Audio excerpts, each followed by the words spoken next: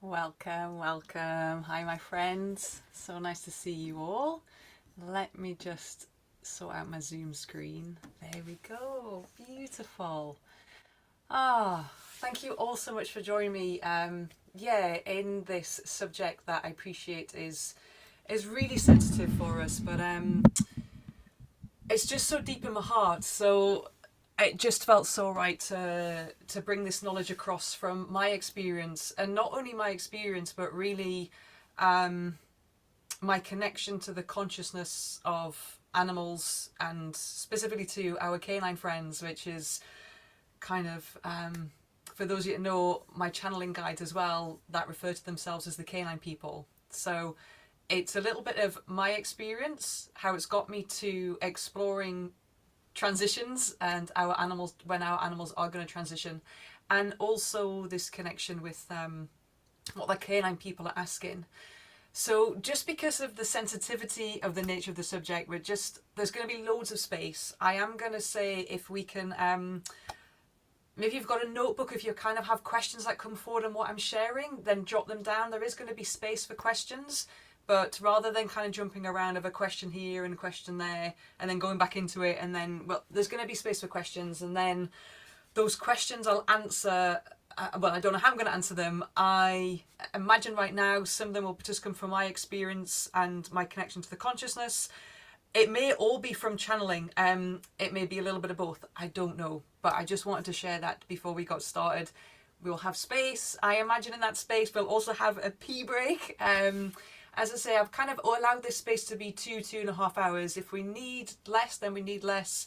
I really respectfully don't want to go more than 2.5 hours, but hey, we'll just see where we're at. So there will be time for questions. Those questions will be at the end.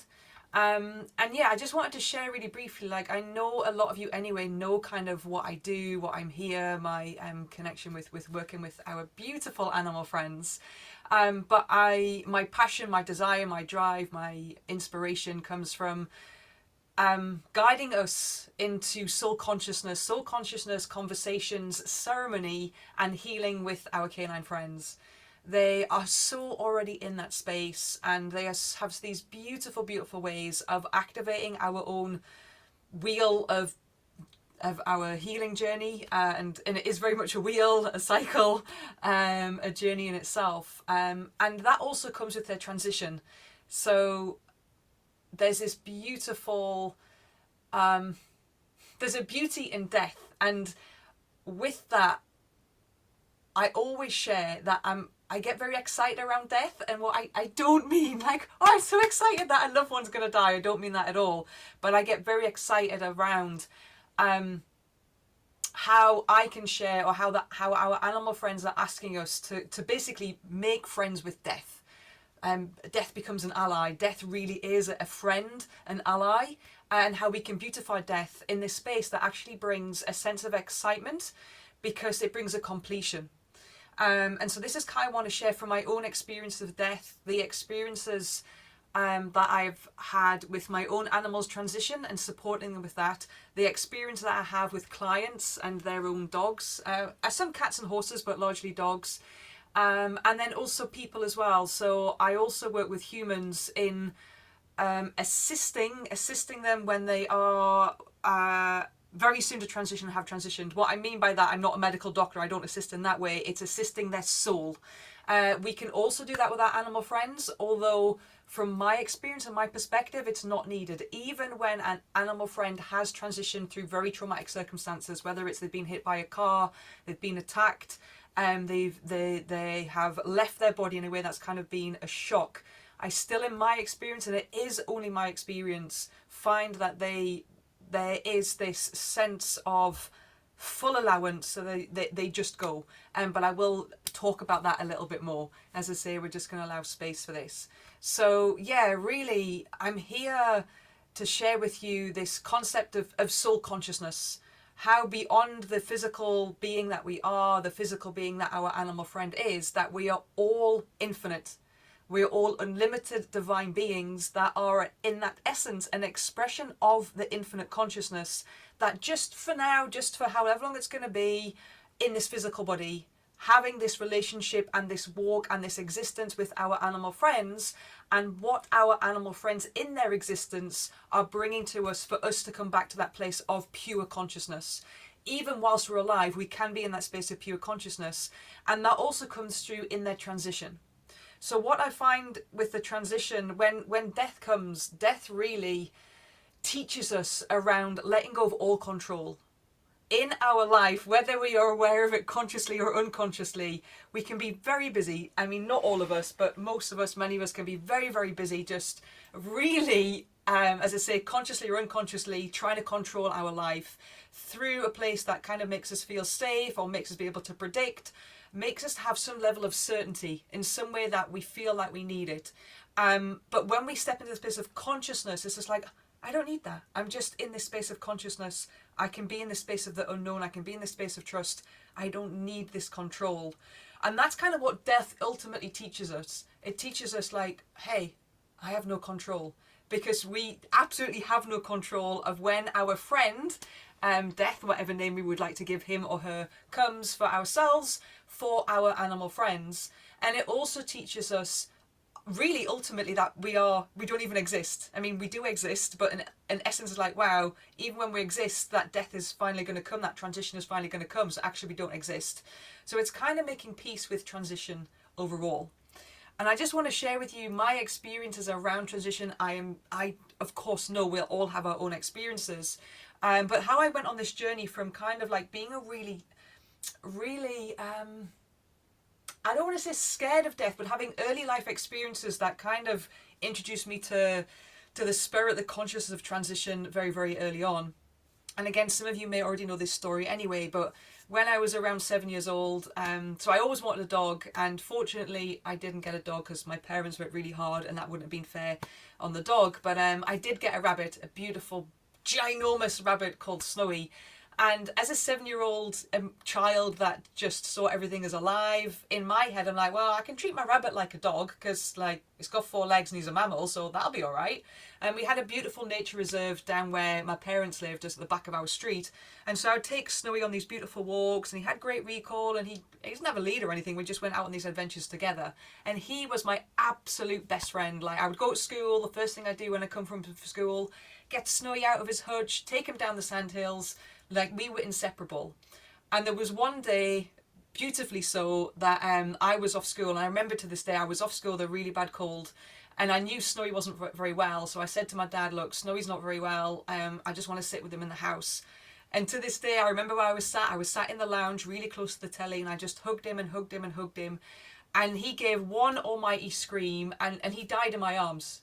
Did this, what, to this day I can still hear that scream. He did one horrific scream, died in my arms, and I was traumatized for a long time, to the point of that I wouldn't even let anyone walk in the area of the lounge where he died. It was a really big thing for me. Like, my best friend had gone, died in my arms with a really hellish scream, and that really, yeah, just I carried that for a very long time, even to the point of like I refused to get another animal because my fear was, my control was that I'm gonna get an animal, absolutely love them to death, and they're only going to live, he only lived for a year, they're going to live for a year, and then they're going to leave me, they're going to leave me. And so I waited a long time until I did get another animal. But then from that came another example of death. And again, at this point I was year 7 secondary school, so I was like 10, 11 years old, in town with my mum. And there was a boy that crossed the road, and as he crossed the road, he then decided to cross back, and just as he crossed back, a bus pulled out, he got hit by the bus, he died in front of me. And I was in shock. I remember I went to the hospital because I couldn't speak, I just stopped speaking. I got taken to the hospital, and I was in shock because I was just like, I've just witnessed my first account of a dead human, after my first account of a dead animal. And then fast tracking, in my early 20s, my grandfather was dying. Now at that point I was really like, there's something else around death and around the experience of death, and I'm okay with it. I've got a relationship around it, but I didn't quite know what that relationship was at that time. My grandfather was dying, he wanted to die at home, so he pretended he was better than what he was, but he got to a point in that week that he was unconscious, in his bed, unconscious, and we were taken in turns as a family to just be with him. And on this night, I was supposed to go and stay at my uncle's house. And I just said to my family, I was like, there's just, I kind of feel like my granddad Tom's going to transition. Like, I just feel like I need to be with him. I just want to sit with him. I want to read to him. I don't know what I'm going to read to him. I just want to sit with him, read, and just be with him. And during that time, he was unconscious in bed, and he just sat up. He sat up immediately. And he just went, right, that's it, not long to go. And I'm like, what do you mean, Grandad? He's like, I've seen my grandma and granddad. My grandma and granddad are here. They're waiting for me, so not long to go. And then, boom, back into just being unconscious. And I was like, but I want more. You're like, tell me more. I want to know more. And I was so fascinated by this because I'm like, he never mentioned his mum and dad. He specifically said, my grandma and granddad are here waiting for me. And I was like, what? Like, give me more, give me more. And then fast track from that, I experienced my own death. I mean, not quite because I'm still here, but I felt really, really, really unwell, and was at the point of death. A space where I kind of hit almost like a near-death experience almost. I knew I was dying, and I was in this space of like the in-between. So I wasn't quite in earth, I wasn't quite in the spirit world, I was just in between. And I was just like, hey, do you know what? It's okay. It is absolutely, it's okay. There's nothing, there's no, almost like everything went, all panic, all control, all predicting how life could, everything just went. And it's just serenity. It was just really, really okay. And luckily for me and for everybody here, I'm still here. So there was that experience. And then lately has been the experience around Tunkasila that really pulled me into the importance of a completion around a transition. And so what I want to share with that is, as I'm sharing today and as we bring forward conversations and questions, that just be patient, and be inviting with yourself as well. There may be words that I share, there may be experiences that I share, there may be things that I say. It's not my job here to convince you, I'm just sharing from my experience, but they may bring forward discomfort. And that's fine, that's absolutely fine. This is what I mean when we're in the place of soul consciousness with our animal friends. When we start to feel things, and this is a really important part, not think it, not get rid of it, not look at it. It's, oh, hang on, I'm having some discomfort right now. I'm curious around what that is. Is it a word that Isla shared? Is it an experience Isla's given? Is it a concept Isla is talking of? Just be with any discomfort, because that in itself is a charge that is being asked to be integrated. So, you know, whatever word we want to give it, we might say a trigger, we might say, I mean, it could be a trauma, it could be a wound, it could be a pain, it could be, oh my goodness, that's absolutely against a belief system or a conditioning or a labeling. They're all things that haven't been integrated, so they're coming forward as a charge. And when our animals transition, it's like there's a final gift we can give them, but as a gift that they continue to give us is, even in their afterlife, or even as they transition back to spirit, they're like, hey, this transitioning in the way it's happened, in this moment, in this experience, right now, this is going to bring something forward for you, which is going to be within our healing, which is largely going to be, we don't even know until we know it. And that's the whole point. It's almost like, just wait, just wait, just wait. And when it is perfect time for yourself, it will reveal itself. Now, for me with Tunkasila, it was absolutely an activation in my connection to soul consciousness, because when Tunkasila transitioned, whilst I was channeling, my channeling drastically changed when she transitioned, to the point of like my channelings were very much written, and now they're just verbal. And then I got introduced more deeply to my channeling guides, which are the canine people. So for me, it was like, oh, okay, there's an activation here in my ability to connect more deeper to soul consciousness, which allows me to also activate my own healing journey, but the people that come to me. And with that, I really want to say that it's not my place, and it's not anybody's place to do the healing journey for you. I just want to hold that space of like, hey, I'm here. Here's some instruction. Here's some guidance. Let's feel it together. Let's go in it together. But I want you to have your own authority over that. So it's never about like, hey, let me do it for you, because it takes away then that absolute courage and ability that we can all do. We're all consciousness. So this is nothing, I mean, it's special in that it's special to all of us, but it's nothing that is I can do, nobody else can do. or someone here can do and nobody else can do. We can all do it because we are all part of the consciousness and all expressions of that in our own unique ways. And so what I don't want to do is take that from anybody. I want you to have the tools to go, hey, do this yourself. You can absolutely do it yourself, and put you in this beautiful, beautiful relationship and ceremony. That's what it is, a ceremony with your animal friend when they're transitioning. And that's what our animal friends really come to teach us. I'm really aware with the clients that come to me when I'm working with them and their animal friend that is transitioning, that there is so much talk that they'll share around grief, whether it's the grief because they've just recently lost their animal friend, grief because like, oh, my animal friend's about to transition, I don't want them to go, or grief from an animal friend that transitioned a long time and it's like they're still carrying it, then that's fine. But what I'm really curious of, it's not in all circumstances, and I will not say that and cannot say that, but in many circumstances, the grief that we carry or the grief that we give it as a label, it's not grief at all, it's guilt. That we carry around guilt and we kind of disguise it as grief. Oh, I'm grieving still, I'm grieving still, I'm grieving still.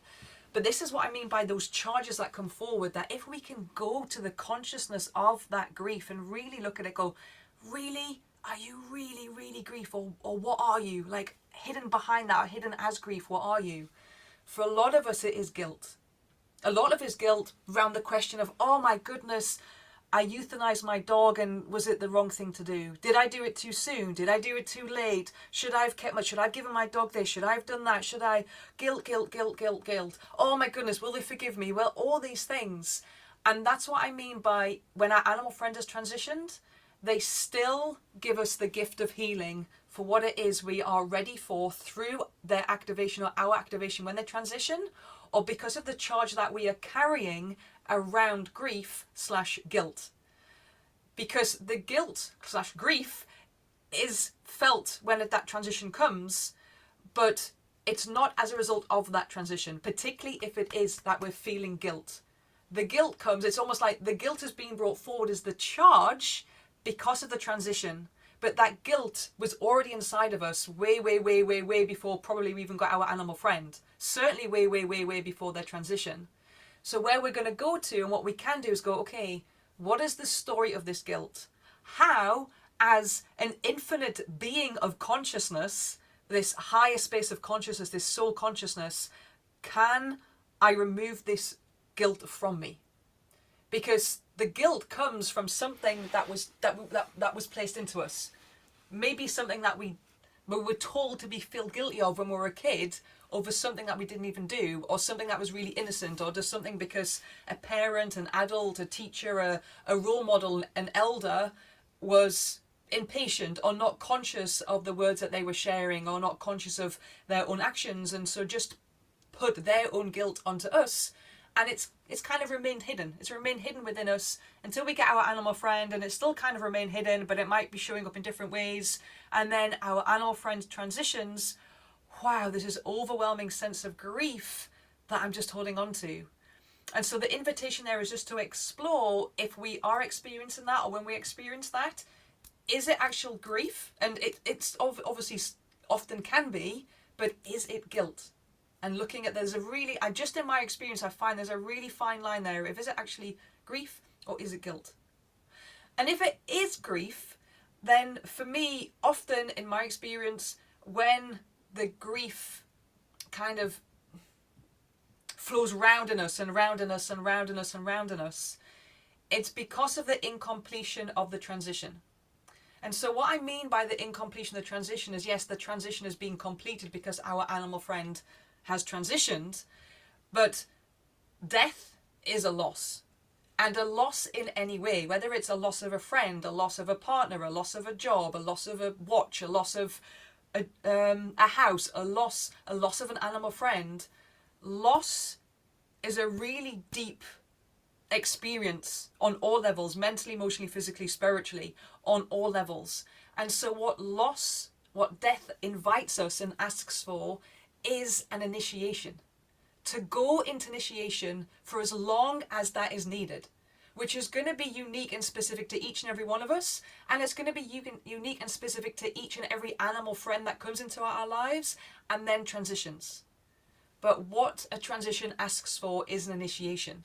And because it's not taught to us anymore, or because we don't know what to do around it, or because we're like, oh, we've been told that death's like a really bad thing, and let's not talk about it because our friends are going to feel uncomfortable, or we feel uncomfortable, or it's just so big and profound within me, I can't deal with it right now, then the cycle of that life and transition cannot be complete because the ceremony is not complete. In fact, the ceremony didn't even start. Then that's what the transition is asking for. It's asking for, hey, you're being called to initiation. Your animal friend knows you're ready for this. In this space of transition, your animal friend's like, let's get to it. Let's get to ceremony. Let's get to initiation. And let's get going. And within that, that completes the cycle where through my experience, I'm just like, I have no grief. Doesn't mean to say I'm not sad. Doesn't mean to say I'm not going to cry. Doesn't mean to say I'm not like, oh wow, today, God, I'm really missing the physical presence of my animal friend. So do you know what I'm going to do? I'm going to be with that. I'm going to go out for lunch and I'm going to go kickboxing. I'm going to have clients and I'm going to go to the gym and I'm going to, no, wow, I'm really missing that today. Let me be with it in the ways I want to be. And I want to cry with that. I want to go for a walk with that. I want to go into a journey and connect to the conscious of my animal friend, and then again feel the totality of what they are. Because when our animal friends transition, it's like, whilst we are going to miss their physical presence, and of course we do, and we kind of should, when they are no longer in their physical body, because they then go back to the invisible part of consciousness that is all around us, that's what they are. They are everything. And so our relationship, when we can go into initiation, go into ceremony, and meet them at that place of soul consciousness, we go, oh, there you are. Oh, there you are. Oh, there you are. And they become so bigger and so wider and so much more than the physical animal that they were, that our relationship with them is still there. It's always there, yes, in a different way, but our relationship with them is bigger and better because they're there. Like right now, as I'm speaking to you, like, Tunkasila is here, Cola is here, Charlie is there, they're there. And I'm like, oh, all right, we're together. So I'm not saying that I'm not going to be sad, I'm not going to cry, I'm not going to be like, guys, I need some days on my own just to process this information, my animal's transition. From my experience, what I haven't experienced with my dogs transitioning, different with Snowy because I wasn't in that place, is I didn't have grief because the initiation has been complete. How long is the initiation? That's as long as how long is a piece of string, because as I shared, it depends on the animal and our animal friend, and it depends on where we are at on our journey to soul consciousness as well. Depends on what this relationship of soul to soul, of conscious to consciousness has come into our life for what it is that can be unraveled. So even in transition, there is healing for ourselves. Even in transition, there is medicine that we can receive when we give attention to it in this way. And so that's why for me, I find ceremony is so important.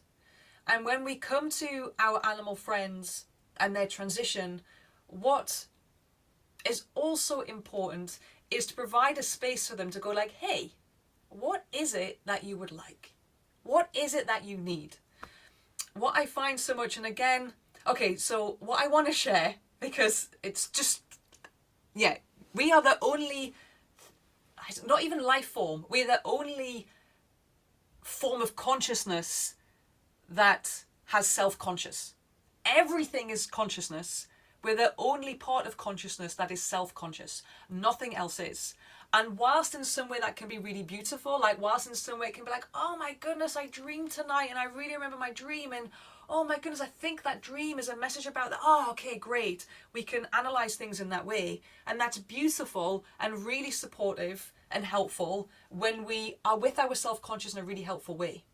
For most of us, however, what happens with our self-conscious is there is kind of a twisty side in it that makes us believe, even though we're a really good person, we're still really not a very good person. We could do something better. We've done something wrong. We judge, we criticize, we label, we have belief systems. We put belief systems on ourselves. We put belief systems on our dogs. We put belief systems on our friends. We put conditions onto ourselves, largely in a way that's unconscious.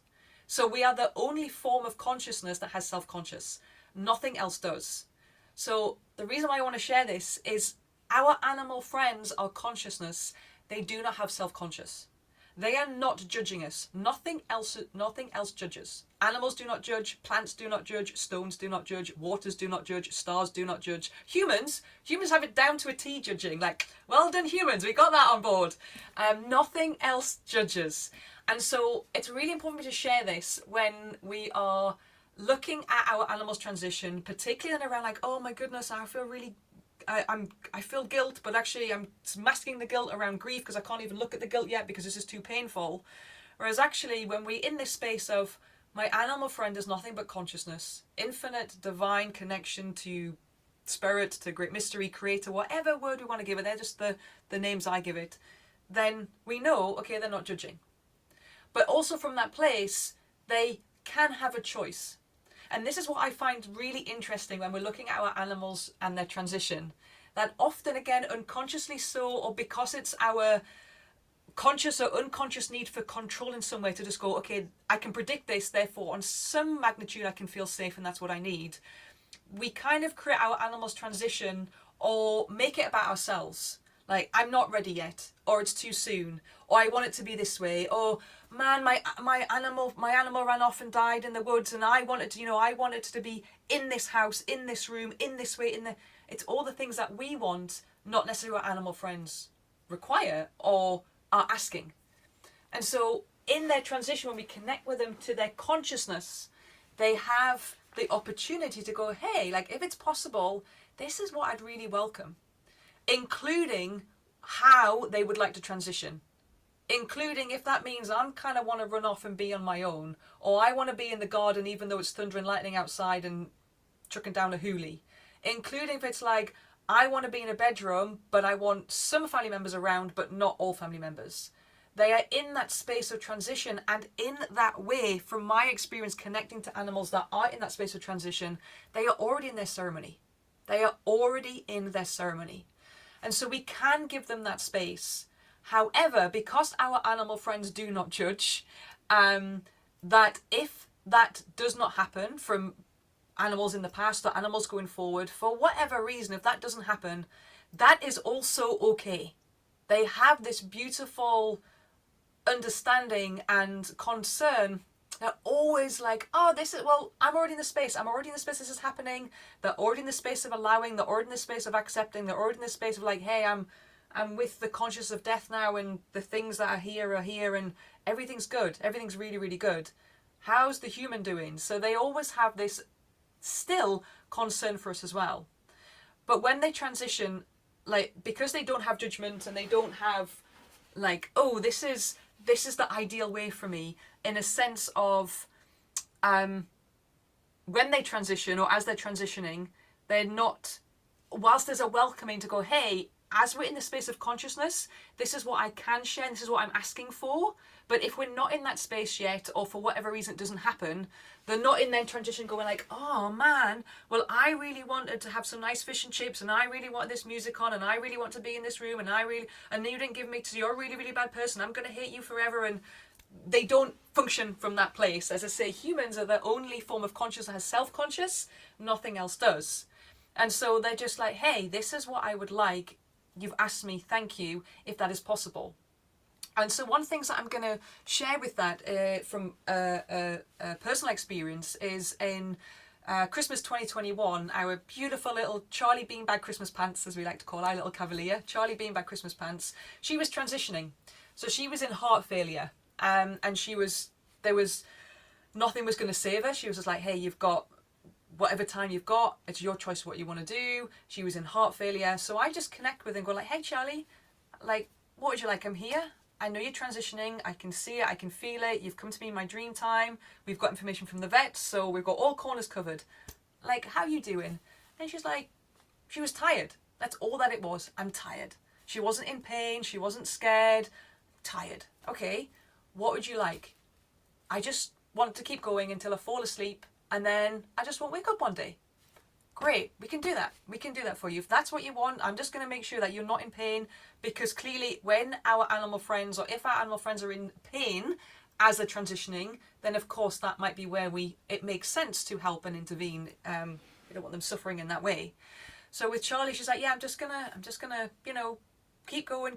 And one day I'm just going to fall asleep and just going to fall asleep. That's not a problem. We'll try and honour that for you. So why I said we'll try and honour that for you, and I know my beautiful husband will not mind me sharing this because I've already had his permission, is what was really, really hard, because I'm in a different place of transitioning and being in that space with the consciousness of death than what my husband is. And he was seeing Charlie day after day after day, just failing and failing and failing and failing. He's like, I can't deal with it. I can't. And he's like, I know that's what she asked for, but I can't deal with it. And I'm like, hey, that's fine. This is not a comparison here. This is not a competition. This is about what is supportive for everybody. So let me go back to Charlie. Like, hey Charlie, like, it's been like 5 days now. This is what's happening. This is the situation. This is where like Stevie is at. Share with me how you feel. Like, what does your consciousness want to bring forward and share? And she was like, yeah, it's okay. I'm going to fall asleep anyway. So yeah, if that is causing perturbations and challenges and distress for the human, then that's okay. Let's do something about it. So of course, there are these opportunities and experiences where we have the beautiful tool when done correctly with euthanasia. But also there's a beautiful space actually where our animal friends are going, hey, let me just do it naturally. Give me that space, or allow me to at least have that opportunity to experience it.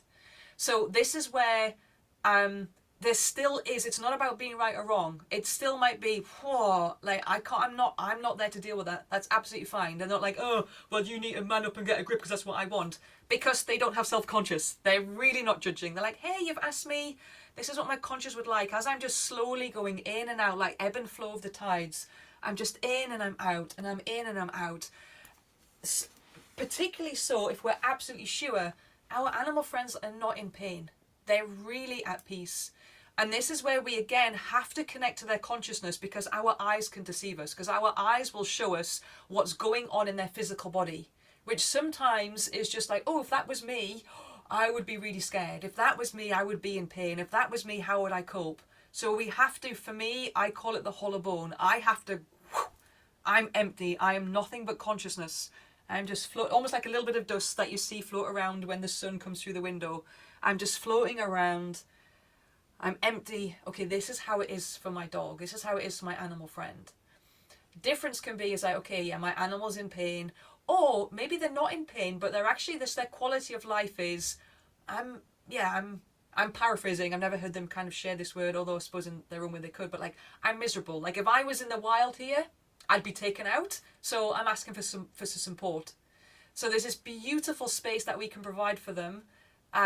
If they are asking for their transition to be natural, and there is ability to do that, i.e. that they're not in pain and they're comfortable enough, and also we feel that we can support them in that way without it being too much of a trauma for ourselves, or that we have the tools for what we can do to allow this to move through our body. Or, yes, we can go through the route of, okay, let us bring in euthanasia in a way that we can plan, if we can plan it. Because, of course, there are some circumstances where our animal friends are going to transition totally unexpectedly, including if they're really, really young. So these things, sometimes it can be, of course, easier when, like, well, my animal friend transitioned at 16, 17, 18, 25 years old. I've had a really good time with my animal friend, really good life. They're old. Sometimes it's softer. But when our animal friends transition when they're young or it's unexpected, from that place of consciousness, as we allow that part to happen, and on the other side, there is something that is going to reveal itself when we're ready for it to be revealed. And that's the thing, that might not be, again, as humans with self-conscious, we're like, now, I need to know now, I want to know now. But it will unravel itself when we are most ready for it. So I'm going to share an experience with you, because it really threw me, and it's really just me being honest and true, and really just like, oh my goodness, am I just really crap at what I do? And I really had to sit with it for a while. I've worked with many animal guardians in their animal friends transitioning, but I had a client that I worked with. The dog wasn't very well. The dog had issues with some of its organs. And when I did what's called a sacred soul transition, which I'll share a little bit more later on, but I did a sacred transition ceremony, or that's where I went to, but the animal didn't want to share anything about that. The animal's like, this for my guardian and this here, and can I have this here? And I did more of a sacred soul ceremony than a sacred transition ceremony. And I'm like, I didn't really get anything from the animal about their transition. That's all that I can share. Like, I got a lot, but not about their transition. And then the next day, the guardian messaged me to say, yeah, my dog died during the night. And I'm like, okay, this is a new one for me. And of course, being a human, that can also be self-conscious. I was like that, oh, well, I'm really bad at this. I got it wrong. I'm really bad. I can't do it. I must end everything right now. And I was like, okay, Isla, have your victim mentality there and have your paddy right there, and let's just come back to it. So I came back to it. It's like, right, I'm going to connect to the consciousness of, well, now the spirit of the animal, now that he's transitioned. And I'm like, did I miss something? What's going on here? I just kind of also feel bad. Like, I'm like, what's going on? And the spirit, the consciousness of who was that dog, said, I'm not prepared to share that. And I'm like, okay, like, give me some more. And the only way, I'm paraphrasing, this is not what the animal shared, but the only way I can describe it is the animal shared that it would be more of a shock, more traumatic and harder for the guardian to deal with if I, in that session, said, prepare yourself, you've got 3 hours. You've got 3 hours with your dog and then that's it. So the dog was like, I'm not sharing that. I wanted to share, let's have this beautiful space together. That's what I wanted to share, rather than, right, everything's going to go to shit now because you've only got 3 hours. And so even in these spaces of consciousness, I am always learning.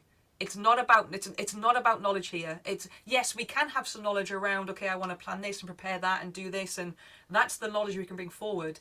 But this is an intelligence and wisdom that absolutely comes from consciousness to go, I have to trust what I'm receiving. So when I went back to the animal, he was like, yeah, I'm not prepared. I'm not sharing that. Of course, I'm not going to share that because I know my guardian would deal with it a lot harder than me just simply transitioning. So that's what I mean when they're kind of also always considering us. And with that, because our animal friends do not exist from self-conscious, they do not exist from why. And this is what I receive often, like time and time and time again, where the guardians will ask me, oh, what can you, like, why? Why did the dog? Why did the cat? Why? And we've kind of got to shape and mold that question more around that's fitting with consciousness, because why is not a conscious question. Why is a question that is, oh, my mind understands why, because my mind is very limited and already has some belief systems and conditions and things that I think are right and things that I think are wrong and things that I don't believe and things that just complete cuckoo. So I'm going to ask a why question to receive an answer that is fitting within my belief system or fitting in a model that my mind can comprehend and go, oh yeah, okay, that makes sense. But the consciousness does not exist from why, because it's infinite. So there's infinite options, infinite possibilities, infinite opportunities, which is why we can only really explore anything when we are in soul consciousness with our animal friends, when we're in that space of consciousness. And anything can come through. Like, sometimes I'm doing something and I'm like, whoa, what you handed me? And they're like, yeah, just do this and do that. And I'm like, well, what is this? And they're like, don't worry about it. Just do this, do that, ask for this. There's so many times that I get things shared to me. I'm like, I don't even know what it is. I'm going to have to look it up. So everything is possible and anything is possible when we're in that place of consciousness with our animal friends. And so with that, what I also want to share is that's where they want us to be. Going back to that example where the dog died 3 hours later or a few hours later, when we know that our animal friends are close to transitioning, are soon to transition, and again, we unconsciously, and from a place of just because we love our animal friends, make it about ourselves. And I don't mean that in a disrespectful way, just like, oh, how can I keep you alive for a little bit longer or keep going for a little bit longer? Then what we can do, which again, it's not right or wrong. If it feels right, then it's right. This is our soul journey with our animal friends and what we're here to learn and what we are learning and exploring. So they are here to help us in that place as well. But often what I also find with some guardians when I'm doing these ceremonies for dogs, that the guardian's like, oh yeah, so, on a Monday I take the dog here, on a Tuesday the dog has this, on a Wednesday the dog has that, and a Thursday the dog has this, and what the animal's sharing with me is like, I just want to be with my guardian.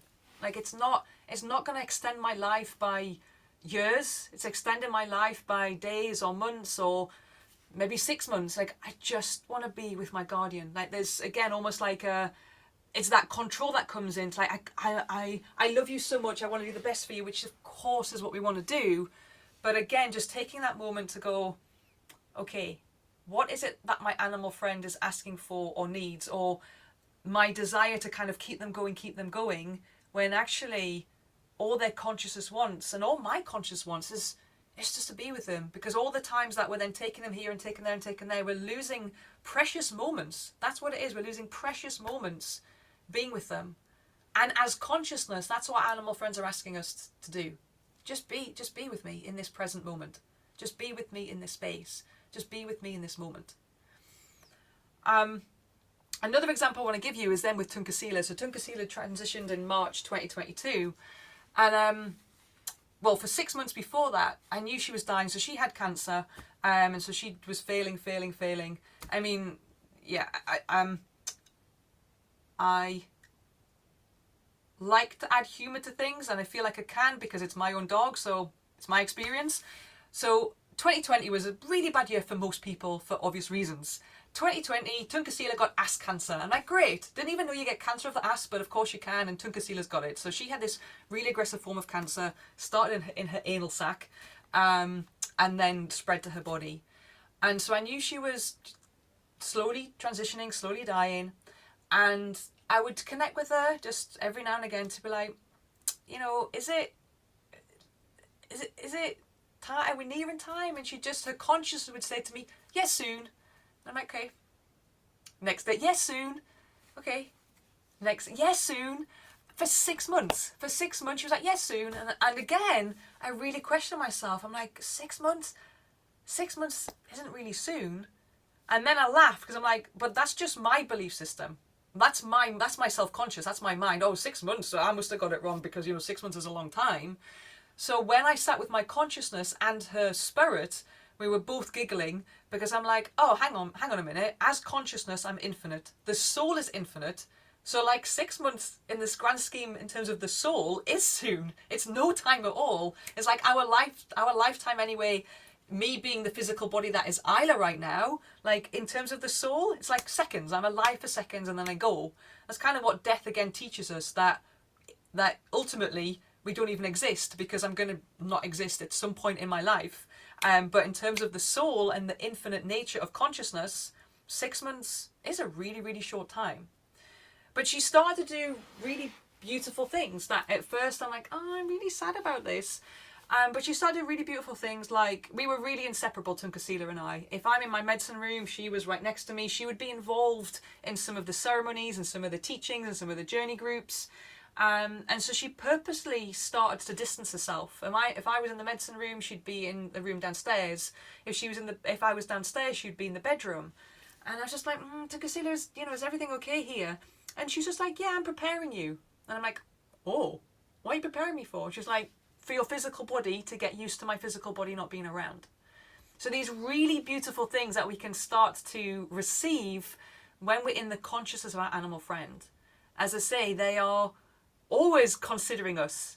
When those transitions that come, where there is that space to have that experience with them. As I say, sometimes it's not always going to come where there has been a tragedy, there has been an accident, there has been a shock. Or a quickness in our animal friends transitioning. But with that, as I say from my experience, there still for them is an allowance. They're like, oh, hey ho, yeah, that happened. My soul has now gone back to spirit. And so one of the things that I will talk about in a moment, I will talk about soon, but I'll share anyway, this is what I do for humans. And in my experience, I have done for animals or non-human animals. But non-human animals haven't needed them, even if it has been a tragic transition, a shock to the system. And that is something called a psychopomp. So a psychopomp translates to spirit assist. It just simply means I'm sitting as consciousness, I'm connecting to the consciousness, the soul of that animal, of that human, and saying like, hey, where are you at in that transition? Like, is it easy for you? Are you a little bit like, oh, all these things that I need to go through before I go back to the land of the spirit? Like, do you need some support? Do you want to give information? In my experience, when I've done this for a human, the humans that I've done it for always need a psychopomp. Some of them need an intense psychopomp, some of them just need it just once.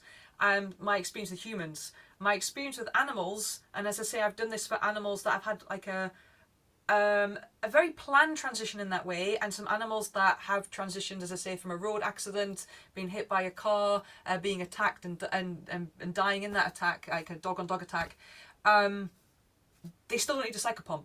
It just because there's that level, because they're not stuck in self-conscious of like, oh well, I'm not ready, or I wanted to do this, or I'm angry about that, or all the things that we've collected over our life, or these beliefs. It's like we have to unravel all these belief systems that we are aware of that we carry and not aware of that we carry as we transition. So in my experience, humans that I've supported needed psychopomp. Our animal friends don't. And certainly with Cola, so with Max, with Cola, with Charlie, with Tunkasila, and Tunkasila so powerfully so, which for me is just because of our connection. Like Tunkasila and I, she was my first dog. We've been through a lot together.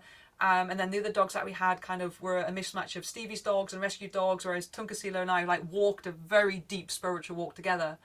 But for Tunkasila, when she transitioned, I literally saw, it was just like this beautiful light that just came out of her body and just went. But that's the experience that I find with the animals that I'm connecting to in that transition. Like, hey, is a psychopomp needed?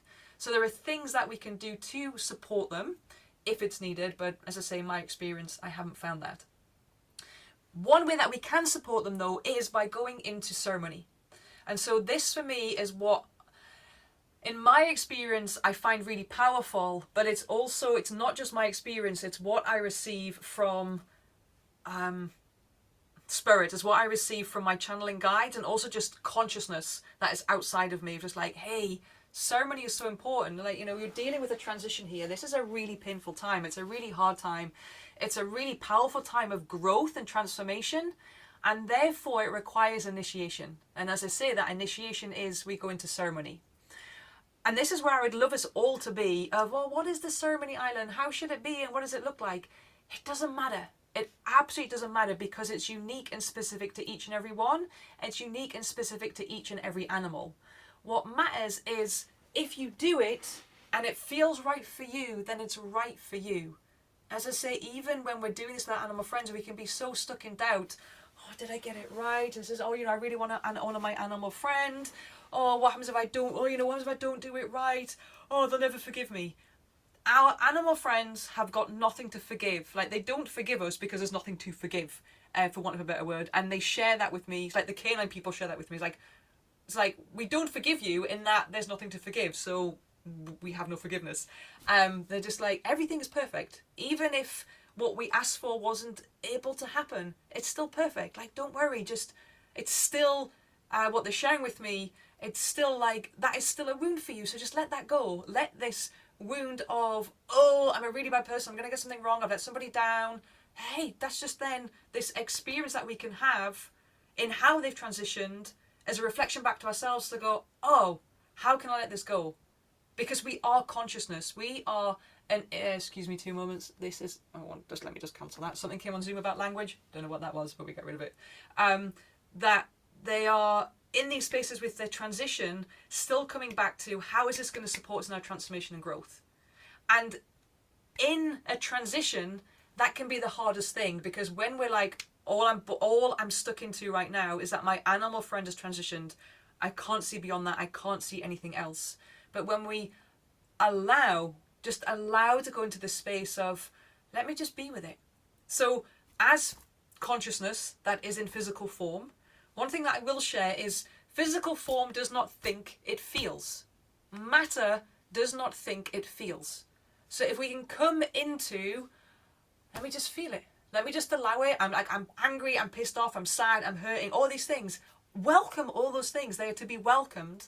Just going to allow them. I'm going to allow them. But what's behind all these things? Underneath all of this, there is something in how my animal friend has transitioned for me to see what it is that I need to see when we're ready for it. And that is kind of the teaching around allow, because it's when we are ready for it. Our mind might tell us, oh no, I'm never ready for that. Or it might, well, I'm ready for it now, so hurry up, where is it? Our soul always knows best. Our consciousness always knows best. So it will arrive when it is ready to arrive. And also in that way, which can be a little bit difficult for the mind to go, all right then, is that our own soul and spirit, consciousness, will only ever give us something that we can handle. And in certain circumstances, you're like, fuck that shit, Isla, that's not true because of da da da da da, including things in my life. But actually, I'm like, oh yeah, no, I can see that I was strong enough and I was able to handle them. So in that moment, we might not feel so, but as I'm saying, there is something much bigger than what we are. There is something much bigger than our physical self because we are consciousness, and something that is coming through for what it is that we are ready to receive. And so one of the things that we can be ready to receive is going into ceremony with our animal friends. Now, Tunkasila and I share her as an example because it's the most recent transition I've experienced with my animal friend, and also Tunkasila and I was super, super, super, super close. She saved my life. There was a point in my life that I was going to end it, and because of her, I didn't. Because through her, she had her own trauma. She was a very sensitive dog, struggled in life around many things, and so I knew that she would be destroyed if I took my own life. So she saved my life. She activated my spiritual journey and meant she taught me so much, not only about consciousness, but also about trauma and how trauma works and the more physical, biological experiences in our life and how to resolve them, how to support them in that way. But when she transitioned, before she transitioned, I shared with friends, with family, with Stevie, like, guys, I'm going to be a mess. Like, I'm going to be fine. Like, I'm fine around death. I'm going to be fine, but I'm just going to need space. I might even need to go away for a few days because I had everything prepared. I'm going to be a mess. And I sat with her and I sat from my consciousness with her consciousness to go, okay, sweetheart, your ceremony is coming soon. What is it that you would like? So we had arranged for euthanasia. Like, she'd agreed to that because she was like, I'm sick of my life now. Sorry, that's me paraphrasing. She didn't say it that way. She was like, I'm sick of my life now. If I was a wild animal, I would have got taken. I wouldn't be here. This is like, her dignity was being degraded. She was like, I'm asking for some assistance. So that was chosen. Then I'm like, what do you want by way of ceremony? And ceremony by what do you want? Like, for me, is I get the share that it's always really nice to have an altar. So an altar is always included, and I'll talk about this in a moment of what the altar is. Again, our self-conscious even, would be like, oh, an altar, well, what's the size, what's the shape, doesn't matter. The conscious of your animal will share. Your animal might be like, just a candle. Just a candle. Some animals' consciousness will be like, okay, this is very specific. Tunkasila, I'd even forgotten about this, but one of the things Tunkasila shared for her altar, she was like, that jumper. And I'm like, oh my God, I totally forgot that jumper. The jumper that I wore when I first picked her up. I mean, I still had it. She was like 14 years old. And then she's like, on the altar, the altar cloth is going to be that jumper. A candle. She asked for some really specific things. So they can do. Also, if we don't have that opportunity to be with their conscious before they transition, we can still connect to them. That altar can be set up after they've transitioned. It doesn't have to be before, during. But anyway, I went to ceremony with her, set up the altar, and we we just created this ceremony with song, with dance, with chants. It went on for 2.5 days. And so this is what I mean by initiation. Like, I didn't do anything for 2.5 days other than being ceremony with her. For the dancing, one of the dances I did, it was just 3.5 hours. I just kept going and going and going. I was like, what? And all the spirits with me, my power animals, my spirit guides, her, so everything was with me. And then I went more ceremony, more ceremony, more ceremony. She transitioned. I stayed up during the night. I was in ceremony. I was drumming. I was journeying. I was like, okay, do you need a psychopomp? Where's your body? She was speaking to me. The next day, I was like, oh, I feel different. Like, I was crying. I was sad. But it was almost like, the only way to describe it is like when you've had the hiccups and then the hiccups stop, but then your body's kind of waiting for that next hiccup to come. I was waiting for that absolute meltdown to come. I was really waiting for it. And I was like, it's going to come. It's going to come. And it never did. And the message I got from that is like, that's the power of ceremony. That's the importance of ceremony. Like, you went into initiation, you went into ceremony, it is done. And so what I mean by that, I don't mean like, I wasn't like, whoa, bye, whoa, let's just live my life now.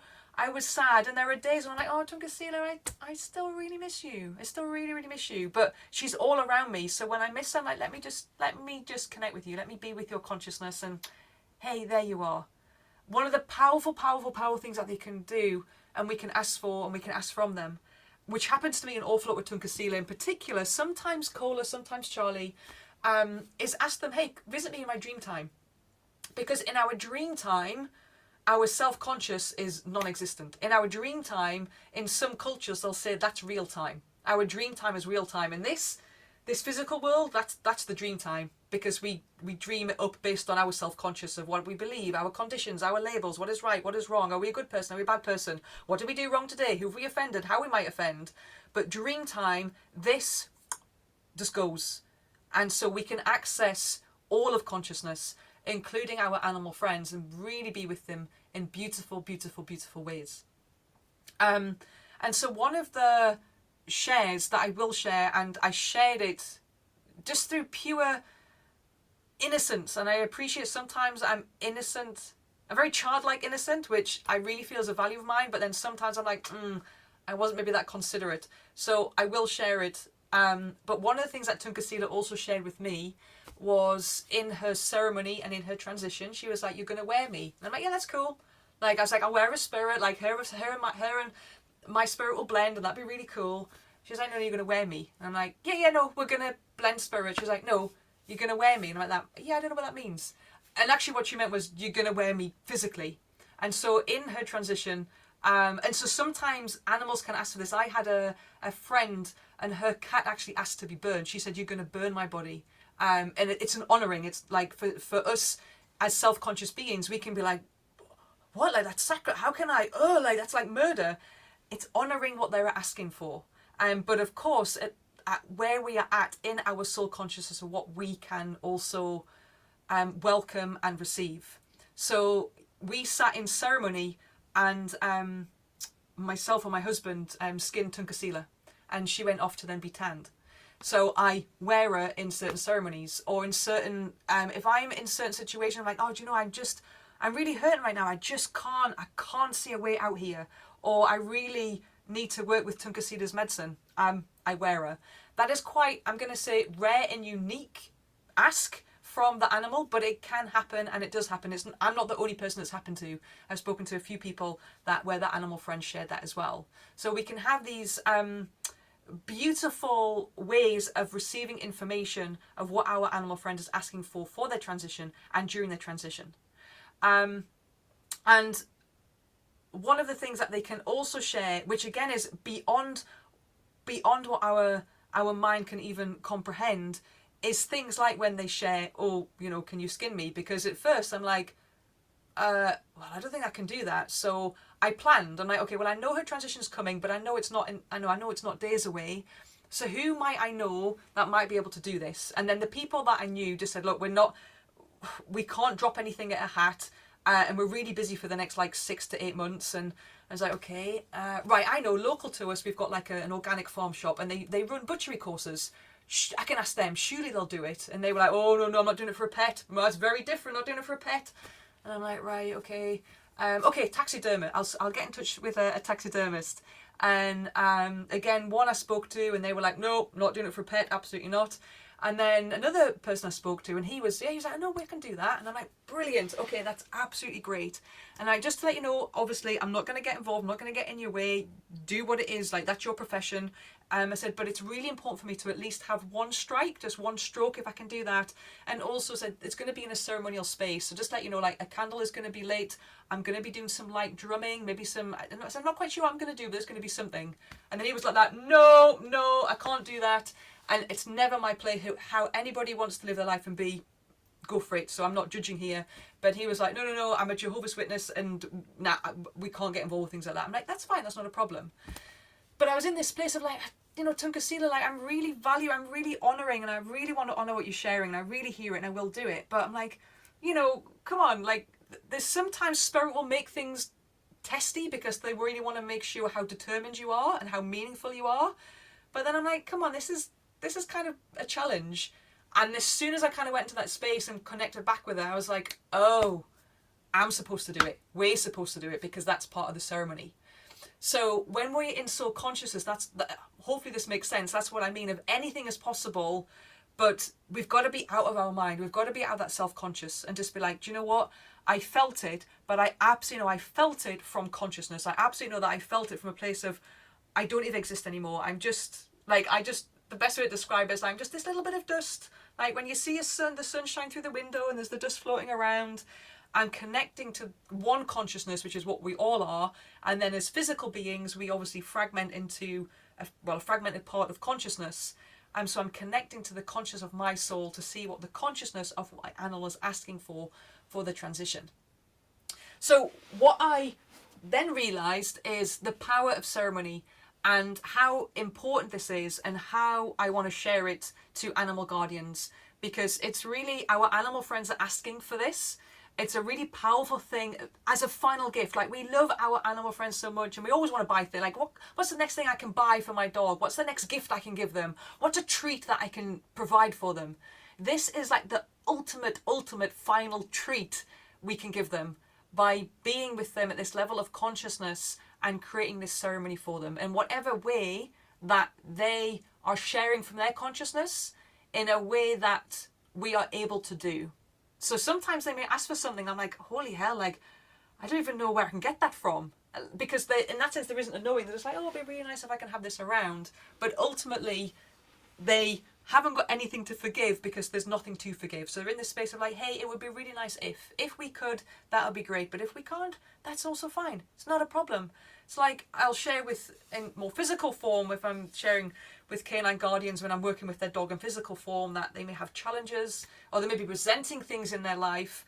And a guardian might be like, you know, I feel really bad that I can't take my dog to the beach and my dog be off lead on the beach. I'm like, okay, but again, that's for you, right? That's you feeling bad. Your dog's not sat at home going, I really, really, really hate you and you're a really, really bad guardian because you never take me to the beach and that's the only thing I've ever wanted to do my entire life is go to the beach and why did you never take me there? They're not in that space.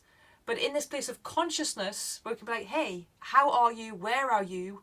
What do you want to share? And it's really the way that I connect. And I know I've spoken with some of you before about this. Like, I never quite know, and I suppose in that sense it's still a label, but I never quite know what to say is that I do, because I don't feel I'm an animal communicator, psychic or medium, because there's things that the animals, they just won't share with me. They don't share things with me for validation. They don't share things with me like, well, that's just really material. Like they're almost like, look, time doesn't exist, but we've got a short space of time. So let's just get the nitty gritty. So it's really high consciousness stuff, which I'm then filtering down into their world and into our world and our existence. And so that's why for me is I really realised the importance of ceremony and the power of it. And not only for myself, as I say, with Tunkasila's transition, I really just was like, I'm going to be a mess. And it really, really surprised me when I wasn't, and how powerful the ceremony was. But then what I realised was, well, again, I don't want to be doing it for everybody, because you can all do it. It's not just me, it's not just other people that do it. It's like we can all do it because we're all part of consciousness. And also, as much as I love to do it and support a guardian and the animal in that space, it also takes away your authority and the authority of your animal, because it's your relationship. So it's like, what can I do here that creates this space for animal guardian and animal to create this ceremony themselves? Because ceremony is ceremony is ceremony. The power is intention behind it. If we're doing like, oh, I'm gonna do a 5-day ceremony, but actually I'm just gonna think about like tea, and I'm gonna like do it outside so my neighbors can see, and you know, it's like, what are you doing it for? Is it I'm doing it for self-importance or to be liked? Or, well, then don't do it. But ceremony is ceremony is ceremony, and it's the power of intention. Do you know, my animal's transitioned, but I've got children and I can't take any time off work, and I've got a sick relative in the hospital, and if you've only got 10 minutes, you make those 10 minutes your ceremony with the power of intention. We're giving it attention and intention. That's what's important. But again, you can feel into how long is the ceremony. Again, our self-conscious will want to know, like, oh, should it be a day? Is a day not long enough? Oh, did I get it wrong? Oh, my poor dog. Should it only be half? Like, feel into it, and you will know if it's right for you. Then it's right, because your own consciousness doesn't hold judgment. Your own consciousness doesn't hold that was right or that was wrong or that was too long or that was too short or that wasn't good enough. It's just like, oh, this just feels right, so I'm going to do it. How do you know? Oh, well, I'm just going to trust it. And I did it, and wow, I feel different. Notice, again, we are matter. We are physical beings. Matter doesn't think, it feels. So go to the feeling behind it and connect to the consciousness. And so what I realized is that, okay, I can create these sacred transition ceremonies to guide where I'm sitting in sacred space with the soul of the animal that is in that space of transitioning, to go like, okay, what would you like around your ceremony? Let me share that then to the animal guardian and get you both to do it. And then I realized, well, I can't be like, if I get 5 people in a day to say like, Isla, my animal's going to transition this week, can you do a sacred transition ceremony? I'm like, well, no, because I can't fit you all in a week. So I'm like, but I know the transition is really important and the ceremony is really important, and you've come to me asking for the ceremony, so I already know the ceremony is important for you as well, and in some relationship your animal friend is asking for that. So I know some of you already had this that are on this call tonight anyway, but that's why I created just this really general, as kind of a document on an email of your animal soon to transition or your animal has already transitioned. This is what you can do by way of doing a ceremony. Because as I say, ceremony is ceremony is ceremony. So if it's just like, this is all new to me and I don't have the information and I don't know what to do, or my animal's already transitioned, we can still connect to our animal friend that's transitioned. We can connect to their spirit, whether it was they transitioned last week, last year, 20 years ago, however long it is, we can still connect to their spirit. Their spirit will still speak to us. Their spirit can still ask for things. One of the things that can happen, which Tunkasila, she last asked for, was it some lasagna? She's such Garfield. Like, yeah, I think it was lasagna. So even when they're spirit, when we connect to their consciousness, when we are honouring them, so around an anniversary, I'll sit again in ceremony with Tunkasila, but we can do what's called a feasting. We can feast to the spirit that was the animal. And whether we can eat that for the animal ourselves and go, I'm eating this in ceremony for you, I'm putting it out for you, I'm feeding it to the fire. We can do a feasting. That might even be just the ceremony itself. Those ceremonies can be really big, they can be really small. So I'm like, okay, I can create that. But then the canine people were like, yeah, but, you know, ceremony's fun and we really want you, like, you're the only form of consciousness that just doesn't do ceremony. And so I kind of sat with the conscious of the canines, or the canine people, my channeling guides.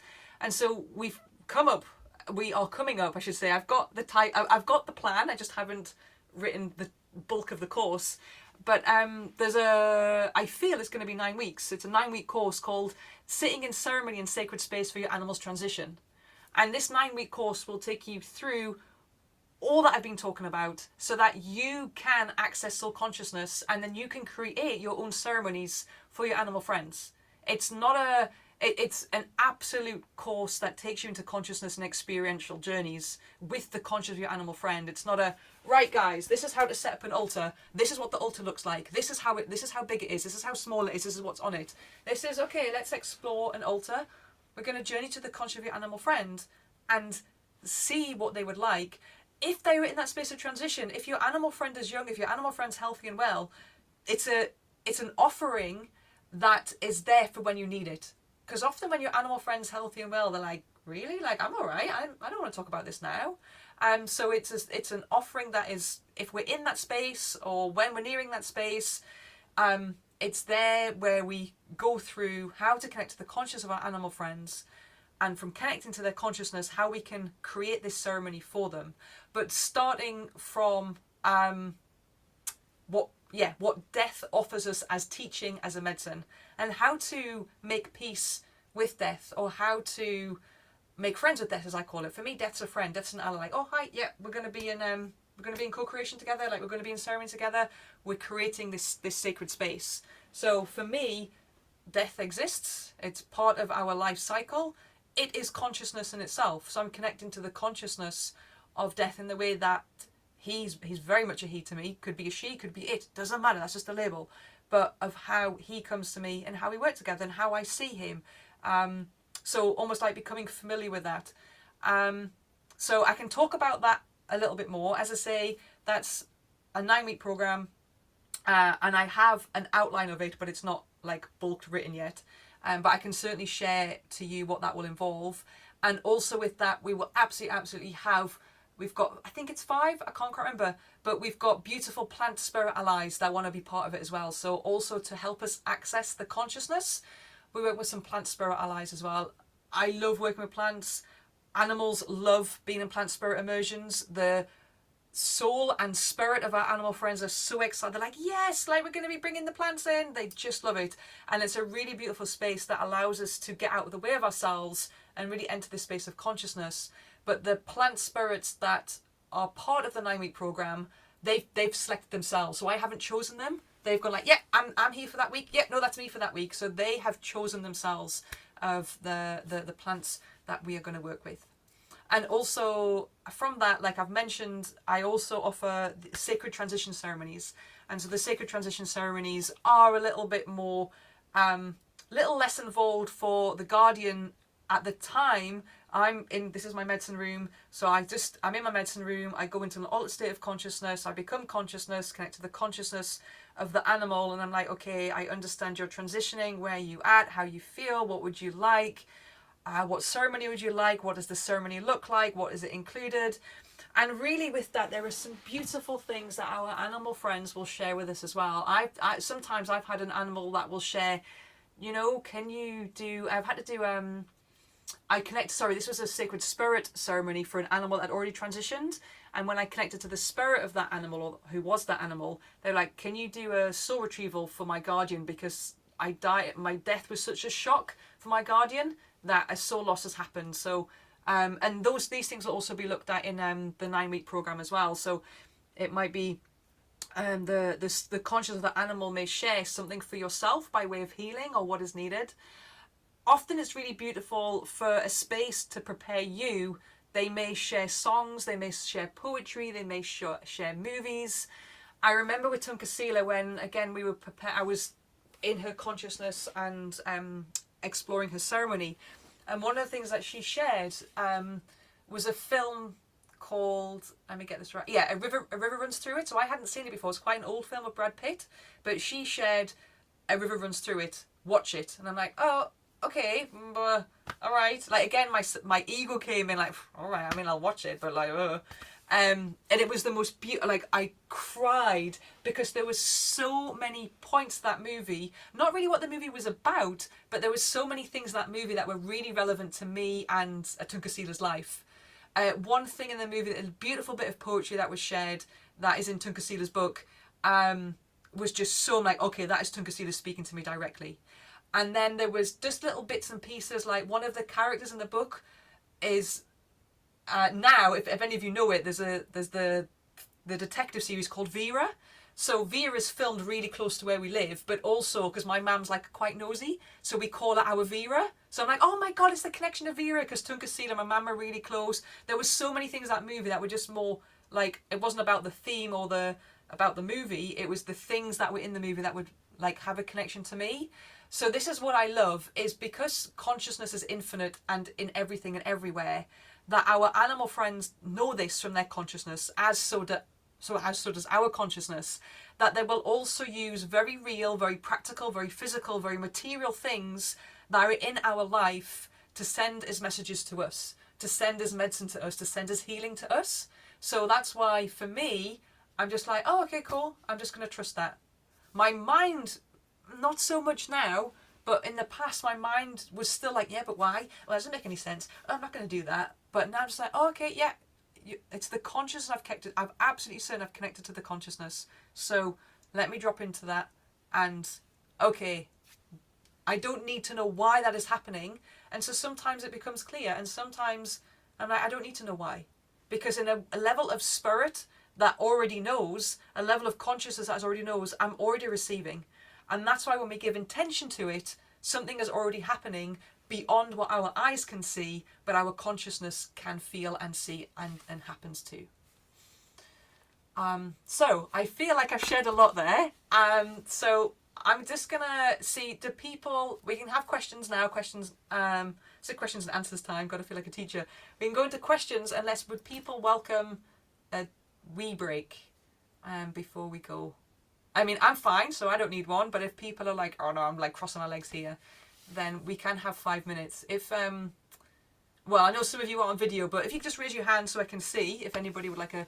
Okay, so I know at least as Tia, if that's your, if I said your name correctly, then Carol, yeah. So let's have 5 minutes then, for a stretch, a wee, and see you in 5 minutes for questions.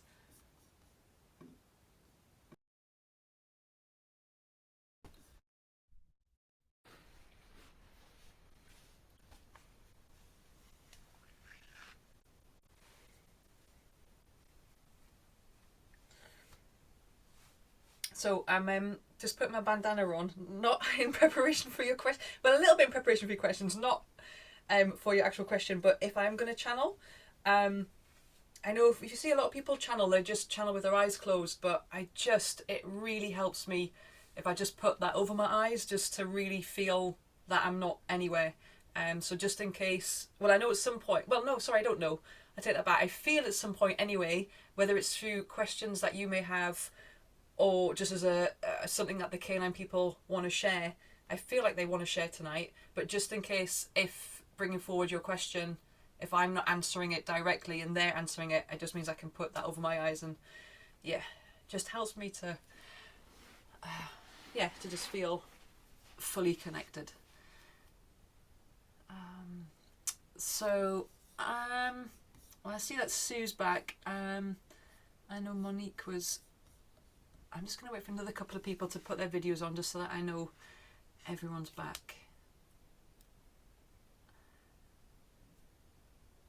There's Colin. Okay, there's Lexi.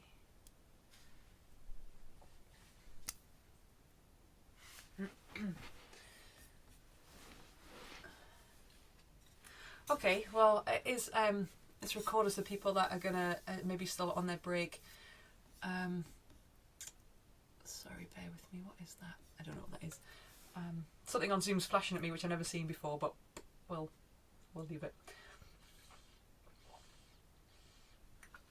So, anybody like to start with a question? I have a question. I think, does everybody know like how to raise your hand with the Zoom tools or not? I mean, yeah. So yeah, if you want to do it that way, that might be best. So then I can see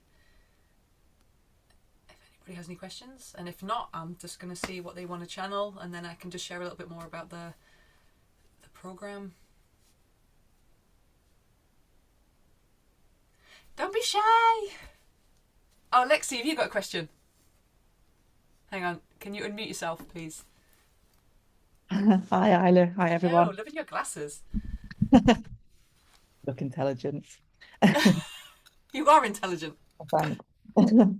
Um, no, it was just a question that's come up with some of the work that I've been doing with my homeopath. Yeah. And she was talking to me about, it was something that came up with my dog Blake, who I know you know of. Um, and she was saying about like dogs take our karma from us. Mhm. um, which then made me start to think like, are they in some way then, because I think she sort of alluded to, but I didn't question her on it. But I think what she was trying to say was that they kind of in some way are uh, learning to step up to eventually be um, a human, or they're on their journey. And I Mm. wondered if that was true. Um, And then also heard via my South African friend who is in like heavily into occult and witchcraft and things. And she was saying that sometimes if you've like acquired a lot of bad karma in life, then you can go back into being a dog. And it's kind of like almost she alludes, but she is quite melodramatic, alludes to the fact that that's then that you're on some sort of like prison like thing. Do you know what I mean? Like you've gone Okay. down and you've been like, then you're now. which to me then makes them lower than us in consciousness, which I don't think that they necessarily are. So yeah. Oh, Makes sense. thank you so much for bringing that question forward. So, when I share, all I can share is from my experience and how it's shared with me. Mm, So, everything is consciousness, and our animal friends, because everything is consciousness, how I see it and how it's shared to me is everything is an expression of spirit. Like you, me, dogs, trees, everything is an expression of spirit. But because we have self-conscious, and for most of us as humans, we are like, we don't live on the healthy side of self-conscious, we live on the unhealthy side. Our animal friends are the ones that can, sorry, our dog friends are the ones that come most close to us to go, hey, we'll walk with you, and we'll carry, like if we're carrying lots of burdens, we'll carry some of those burdens as almost they're spilling out of you, so that they'll spill over onto us. And in this way of what we have agreed to come here to do with you as their soul journey and their soul growth, and our soul journey and our soul growth, like independently but also with them, because in consciousness nothing is separate, then there's that agreement has been had. So we might call it like a soul contract, a soul agreement, spiritual existence, whatever it may be. um in terms of karma, I mean, there's lots of different topics and conversations around there about karma. How I understand it and how it's shared to me is like, yeah, we have to undo our karma, and that's why we are having the experiences and the existence that we're in. But it's almost like, because everything is the same, whether it's like, oh my goodness, I have to heal from this, I have to heal from these present day life experiences, I have to heal from this ancestral wound, I have to heal from this past life experience, I have to heal from this karma. It's kind of all in the same, if that makes sense. So again, our self-conscious or our mind will want to give a label to it. Oh, it's because of this, it's because of that, it's because of the other. I'm not, whilst yes, our animal friends can, they're like, wow, okay, you're carrying so much right now, like energetically it's pouring out of you, so it can't not go on to our animal friends. So there is therefore um a acceptance in them going, okay, this is not mine, but I'm going to carry it for you. Or certainly, because everything is a vibration, our animal physically is vibrating kind of what we're carrying, and we can see that physically manifest. For example, if we've got a dog guardian that has like IBS, and then the dog has IBS, or it might be even a guardian that has a cancer and the dog's got a cancer. So these things are sometimes like, is it the dog that's become the humans, is it the humans that becomes the dogs? But also in that sense, it's like, but that's the life journey that they're going to have. So that's why, yes, we can go to the consciousness of what are we ready to heal, and what is our dog reflecting into us to go at a level of soul consciousness. This is manifest into some way that I am now ready to clear, so that I can clear it for myself and clear it for my dog. And I pause there, because clearing, and this is the whole thing with healing as well, like healing is lifelong, but healing isn't necessarily removing something. So healing can also mean death. Healing can also mean, okay, my animal friend has got the cancer, has got this, has got that, they've transitioned, in the space of what healing is. I was once told many, many years ago, that yeah, everything is like coming back as having incarnations, reincarnations, reincarnations, reincarnations to become a human, and then finally the human's going to be fully enlightened, high consciousness. So all of the animal forms are striving to get up the ladder to the human. And at the time, I was just like, okay, I'm taking it because you're more experienced, and I really value your experience and your profession, but I'm not sure. And so I can only speak from my experience, is how I know it and how I've seen it and how it's shared with me, is that isn't true. I mean, it's all like, what are we saying, truth from the mind or the ultimate truth of consciousness? So it doesn't matter. So how I seen it shared with me is like, a wild animal is more enlightened than me, because a wild animal is completely in that space of acceptance. Like, hey, I'm what I'm not. The wild animal's not running around going, oh my goodness, did I offend that deer over there and they're going to speak to me again? Oh my goodness, is that person like... They're in it. They're already in their authority. Whereas, yes, okay, I'm at a high level of consciousness than what I used to be, and I'm at a high level of consciousness than maybe other people, but I'm still on that journey. And so I from my experience, and it's only from my experience, but also how it's shared to me, is animals aren't going through these reincarnations to be like, oh, I'm trying to get to a human and be the enlightened one. Humans can be reincarnated as a human again to dissolve their karmic patterns, past lives, ancestral, what happened. It's past life in their previous life that they didn't quite get to heal then in their present life, so they can come back as a human, but they can also come back as another animal. It could be like they've reached that high level of consciousness that they need to be as a human, so they're going to come back as a lion or a wolf or a bear. In a, like, I see Manitou and Lilu, so my two current dogs at the moment.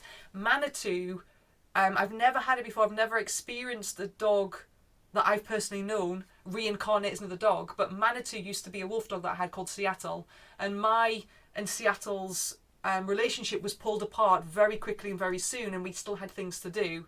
And so Manitou shared that with me. Like, I never for a minute would be, there's no way I could even imagine that. He was just like, I'm Seattle, but now I'm Manitou. And he told me his name.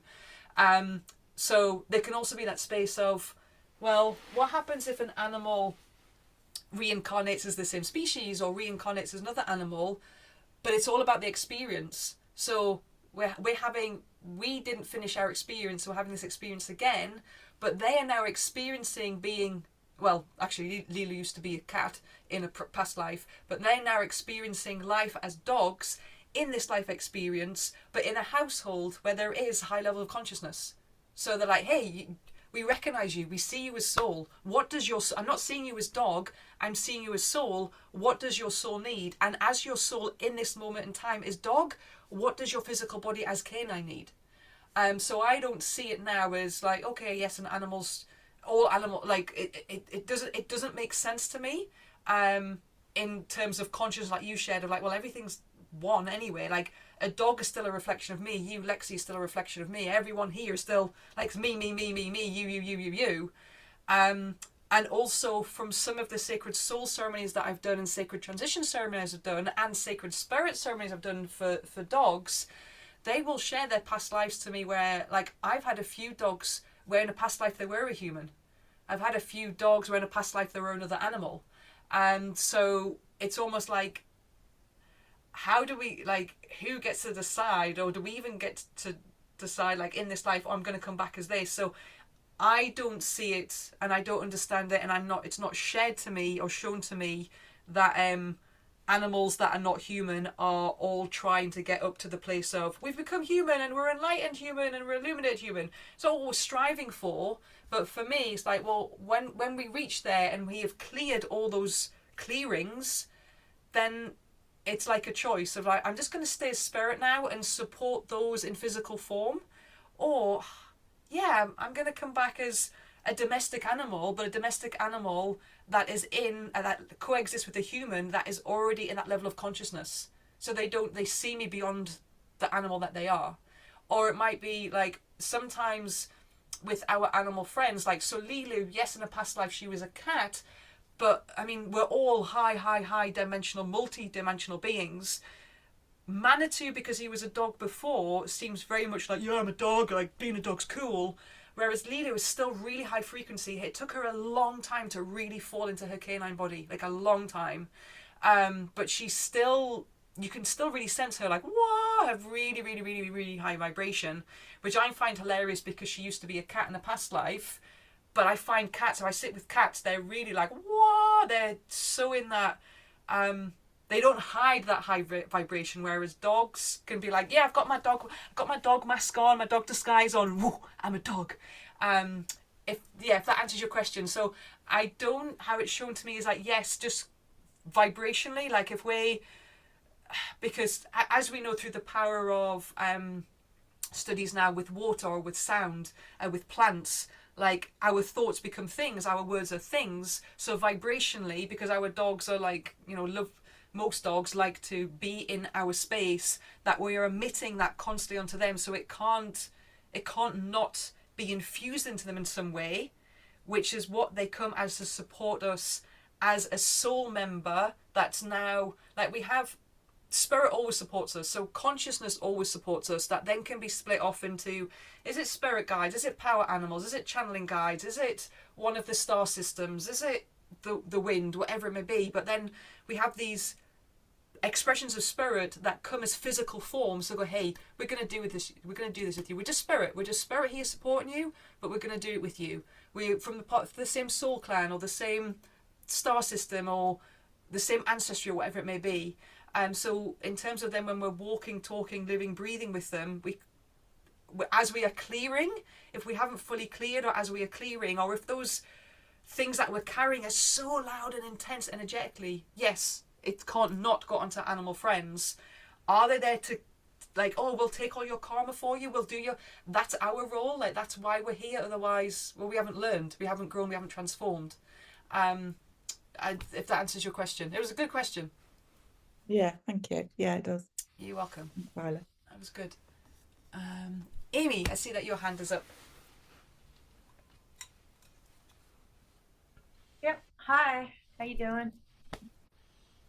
Let me lower that. I had a couple questions. One, like I'm curious about how animals prefer their disposition after the end of life. Like I know cremation is really popular with people, with their pets, but I mean, confirm you're speaking language. Oh yeah, that's what my Zoom said. We can hear you in English, it's fine. Okay. It's telling me I sound like I'm speaking Spanish, so I'll just. You definitely are speaking English, it's good.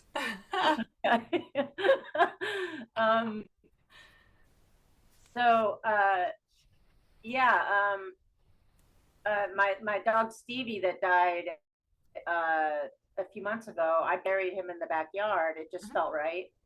That was the first one I've actually buried. First animal that I've, besides like birds and chipmunks and squirrels and smaller things. But anyway, and it's been a whole different experience for me rather than I usually do alkaline hydrolysis, which is a form of water cremation, instead of fire cremation. That's never really felt right to me, but it was more of just like, well, I don't know. I don't know. I guess that's a different subject matter, but I'm just kind of curious.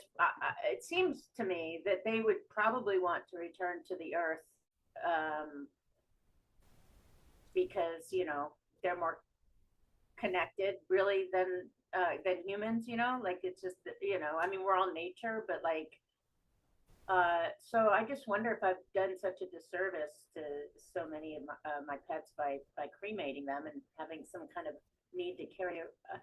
I mean, it is part of a ceremony, I suppose, and a ritual to have. But I mean, I could also just have a lock of hair, or which I do, but I don't know why the bones. I think I was just like taught that or something, and then I just would do it. But I was curious about that, and then also like I do a lot of I guess I call it rescue work, helping animals. I'm in the United States. I do a lot of with domesticated animals, but also like, injured hawks or, larger birds of prey and pigs, anything that's, usually been hit by a car. And I wonder if I'm doing them a disservice. Like, I'll even move a turtle, out of the road or something. And I'm like, part of me hears something that says like, you fucking bitch. I was just trying to kill myself and now you've moved me out of the road. You know how long it took me to get here? And I like wonder if I'm like totally messed up that turtle's plan, and so I just don't know like where it is. Like, I don't know, humans, we think we're so great. So anyway. I don't know if you have any thoughts on that. Thanks, Amy. Yeah. Again, another two beautiful questions. So, with the first one, is again the things that we've done because it always comes from compassion, even if it's just like, oh, I didn't know about ceremony, I didn't know about those different ways, like this is just the right thing to do. It's therefore always the right thing to do. Like what is done is done. It was therefore in that moment the right thing to do. And also because our animal friends are like, hey, we know that you love us and you're doing the best of intention, so we just thank you. It doesn't matter.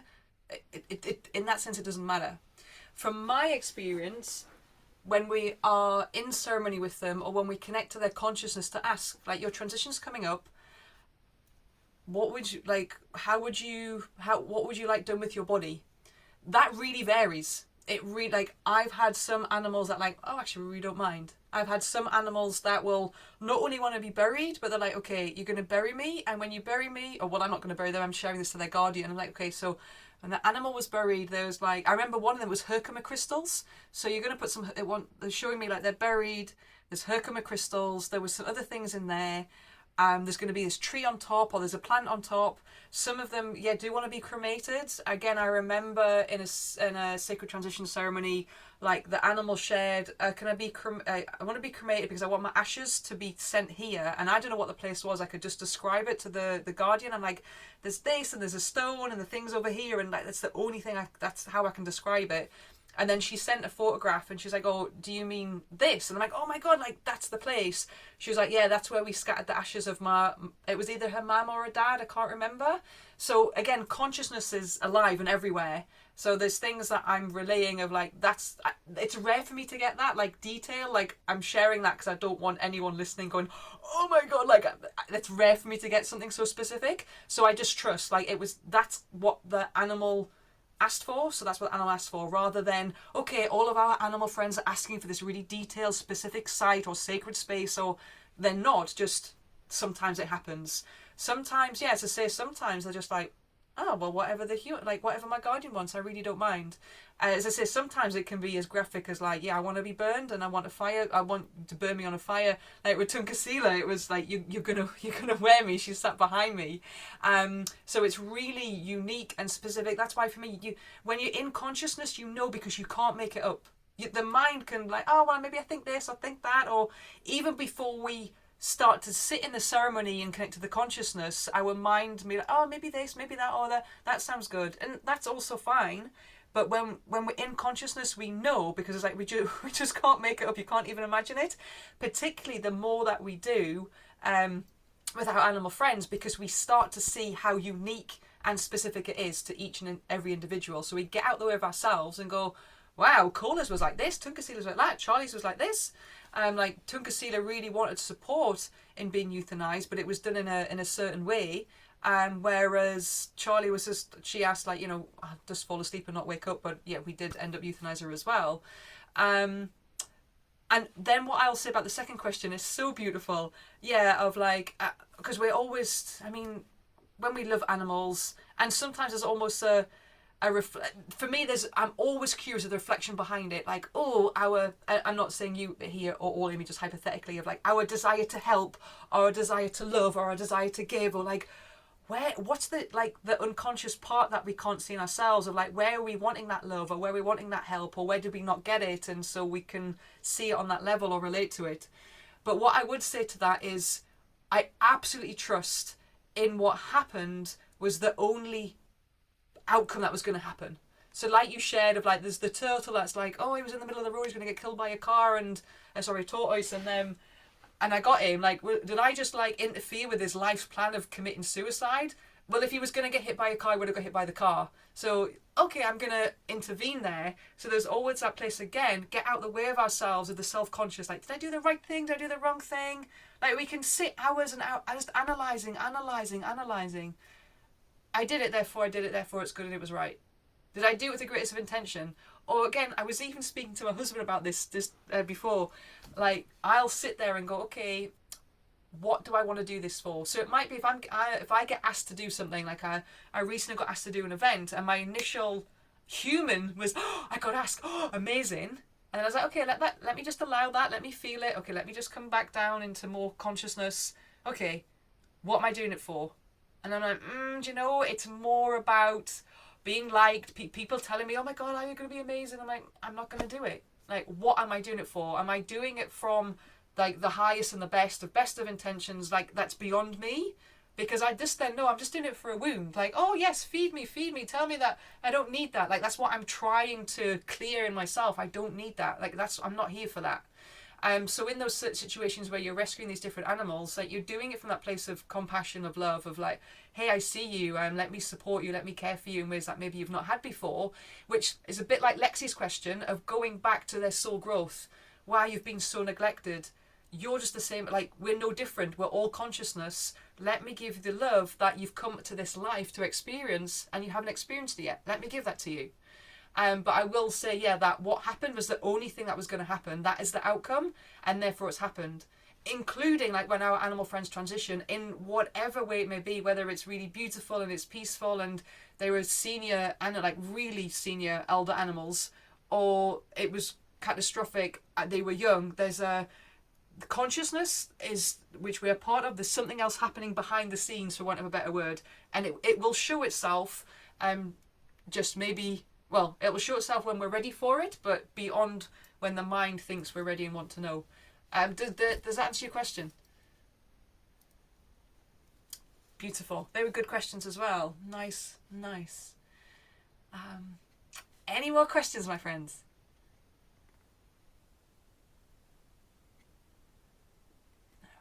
Isla, can I, Oh, yes. could I I'll just quickly, just from what Amy said, the other week we walked around a field that we often go to, and the dogs are off lead. And you know, my Labrador, Blake, he's 11 years old. He's not the fastest, he's not fast, he's never caught anything. He's like, and he's arthritic now. But he pounced into the hedgerow and eventually brought out this bird in his mouth. And so we just can't get anything off him. You can't even prise his jaws open, he'll clamp down. So we left him and we thought, oh, it was this bank holiday Monday that's just gone. And we thought, oh, we're just gonna have to like let him eat it in the back garden. We'll have to take it in the car, drive home, and then like put him outside until he's finished it, because we don't want that in the house. And in the car, he must have got hot or he needed to breathe. So he dropped it and started panting. I was like, he's panting. Right, let's get it while he's not like looking, sort of thing. And it wasn't there. And we were like, what the fuck? Where has it gone? Anyway, eventually we realized it was alive still. So I was thinking, oh no, we're gonna have to go and get that shot, because clearly it's diseased. It's either diseased because he's managed to get hold of it, or it's he's punctured it.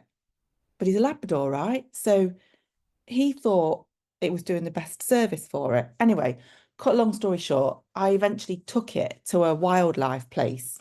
It took me 45 minutes to get to it and 45 minutes back, but I took it. It's a little red-legged partridge, a French partridge, and they're still looking after it. So it's alive still, and there's nothing wrong with it. And I was like, have I done the right thing? I've took it away from all its brothers and sisters. Was it dying? Did it want to die? Have I just interfered in its like life path, sort of thing? And I'm like, I'm a Labrador, wouldn't he presented it to me? Mm. Do you know what I mean? And they were the only place open on Bank Holiday Monday. And so I took it there. So it just reminded me of the tortoise in the road, the turtle sort of thing. I went through the same sort of like, am I doing the right thing? Should I just let it die? Do you know what I mean? Or it was a hard thing, but I think it was the right thing because my Labrador had presented it to me. Mm. And he was so soft-mouthed, he didn't damage it at all. Anyway. No, that's beautiful. Thanks, Lexi. So it's really again another beautiful question example of like I shared with Amy. For me, I'm just okay. This happened, so it's the only thing that happened. Therefore, it happened. So that was the animal didn't die. Didn't. If it was, this is kind of like soul experiences now. If it was the consciousness that has come in as that animal, as that bird, and its experience was to be, I'm going to get like nipped by a dog and then I'm going to stay in this field and die, because that's what the animals come to experience. The only way I can describe it, because when we get down these spaces of conversation, for some people, this is how I started the talk of like, this is where the discomfort really can be. But because like have been many things. We're probably going to be many things. Like, this isn't the only experience we're having. The best way to describe it, to simplify it, is it's a little bit like going to a theme park. So in the UK, let's say Alton Towers, but it's a little bit like going to a theme park. And we have the map of the theme park, and we're like, right, these are all the rides I'm going to go on.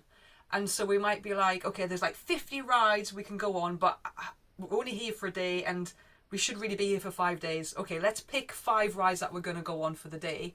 And then we go, right, well, I've experienced those rides, so I don't want to do them again. Or maybe we do, but for argument's sake, we've experienced those rides. They were really good. I had a good experience on them, but I haven't experienced these rides yet. So the next time I'm going to be on these rides. So it's a little bit of like, oh, I haven't experienced what it's like being a bird that's going to get bit by a dog and then die in a field, or I haven't experienced what it's like getting caught by a dog and being rescued. Consciously, my soul comes to experience what it feels like to be rescued. But then there's also a reflective side from the charge that hasn't been integrated. Then this is for me, the soul consciousness of the healing of animals, even when they transition, the healing that comes. But Blake is still alive, but in that experience, because everything's an expression of spirit going, okay, can you look at this now? Can you look at this now? Now, can you look at it? And so as an expression of spirit, as consciousness, Blake has presented that situation of, I'm going to get that bird, the bird's going to stay alive, Lexi's going to take it to the rescue centre, and then Lexi's going to start to be in the place of self-conscious of like, did I do the right thing? I'm a bad person. Oh, what have I done? Oh my goodness, did it? What's the rest of its little herd wondering?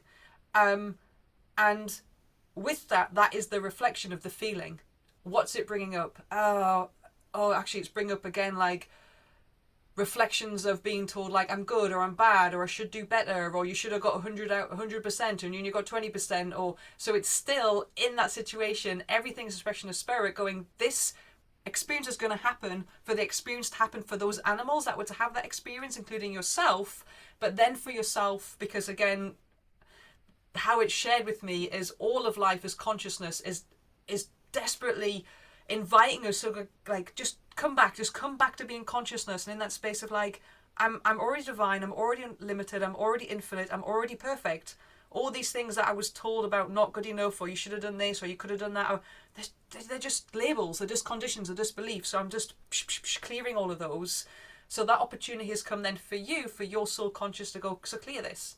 Like, I'm now sitting here going, did I do the right thing? Did the bird want to die? How long was it going to be the rescue centre for? Like, oh my goodness, I feel really bad for the Then go to the feeling behind that, and then it's like, that's the charge that's now being asked to be integrated. And that's why, again, our animal friends so beautifully, as we see them as an expression of spirit, so yes, we see them as dog or cat or horse or what they are in that physical manifestation of consciousness, but when we can go back to them being consciousness, their expression of spirit, what are they expressing in that moment that has brought forward this feeling within me? That's where I'm going to go back to. Does that make sense? That was a good question. Good question. Okay, maybe space for one more, and then I'll drop into the canine people to see what they want to bring forward. If anybody has a question. If not, I'll just see what they want to bring in. Yes, Joy. Thank you so much. This has been riveting and fascinating and all sorts of things. But I would just go back to the, okay, I was driving in Greece and I see tortoises walking across the road. I stopped the car and moved them. I didn't actually for one moment think they wanted to commit suicide. I just wanted to keep them safe. So I stopped traffic on a London street because there was this huge hedgehog, and one person got terribly cross, but the person behind said, oh yes, I'll come and help you. So we have a garden that we garden in Oxford, and we arrived one day and my partner came out to me, he said, there's a grey animal in the stream. So I walk up there and it's a badger. And I'm looking at this badger and he's looking at me, and I put on my gardening gloves and I happen to have the cat box or the cat carrier with me. Take a deep breath in the stream, lift up the badger and sort of somehow ladle it into the cat box, into the cat box, because it's quite a big one. But anyway, it stopped it doing anything. and took it to Tiggywinkle's, which is an animal rescue place near Oxford. And they let me know, I don't know, just a couple of days later, that it had been hit by a car and the pelvis had been broken. Now, is that any different than, for example, there was something in the British press a little while ago about either a film star or a rock star talking someone off a bridge that they were going to jump off? I think it's just all these things that kind of happen, and we react, they react, and we just happen to be there and we react, and sometimes it works and sometimes it doesn't. And that's my take on it, and it may be completely wrong. Thank you. Yeah, so for me, again, really similar to what Lexi and Amy brought forward, is always trust the timing. For me, it's just like, excuse me, it's perfect timing. Always trust the timing, whether it's for something like that we would consider good or something that we consider bad. It's just like something is happening in this moment that is unraveling in ways that we can't comprehend. Because again, our mind likes to be able to predict. So our mind likes to go, oh yeah, that makes sense to me, therefore it's good. If someone else says something, oh no, that doesn't make sense to me, so therefore it's bad, or I don't believe it, therefore it's wrong, or you're stupid, or whatever, it's still just giving labels.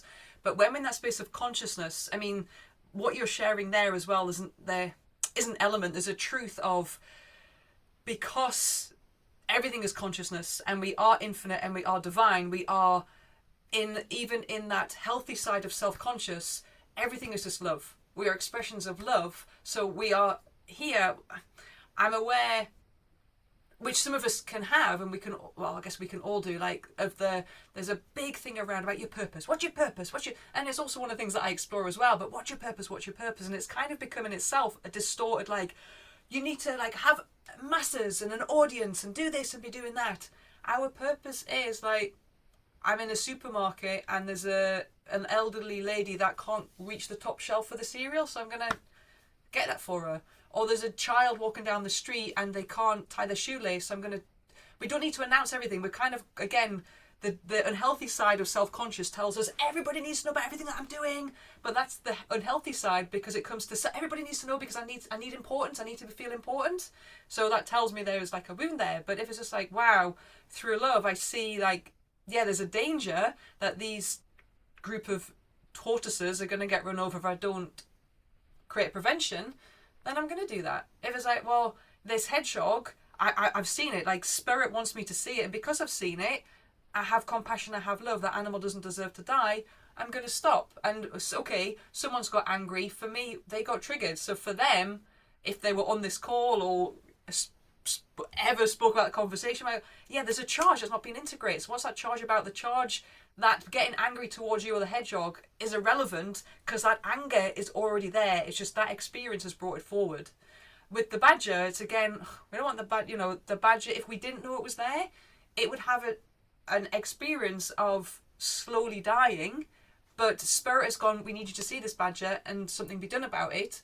So it's always trusting the timing, but from that place of, yes, we are part of consciousness. So coming into that space of, as we live as consciousness, I am a divine, infinite, unlimited being that has compassion and unconditional love and care when these things are presented to me, and I can do something about it to the best of my ability. So that's how I see it. Yes, things then fall as fragmentations of consciousness, but we are still connected in the same way of the reflection of what it says to us as well.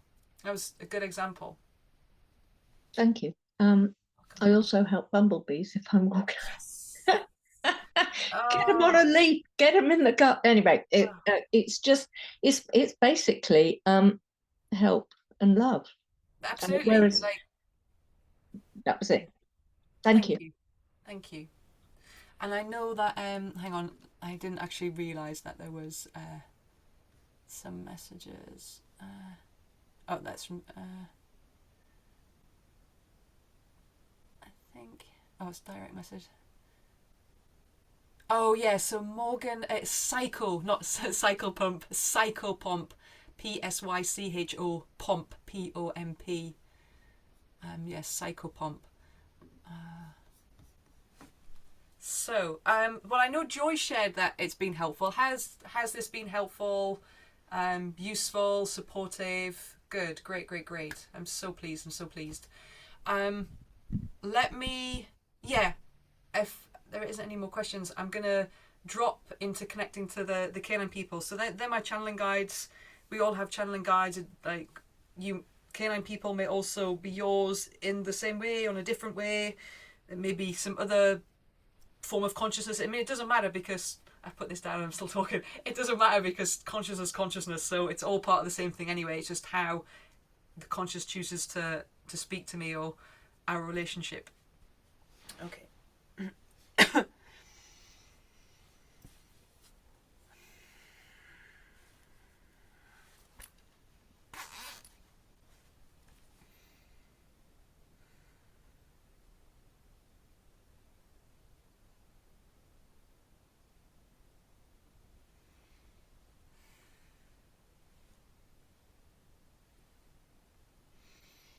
We sit here with you.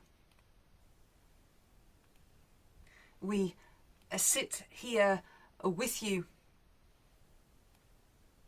in life forms and not in life forms. You are surrounded by our presence, and our presence is infinite as your presence is infinite.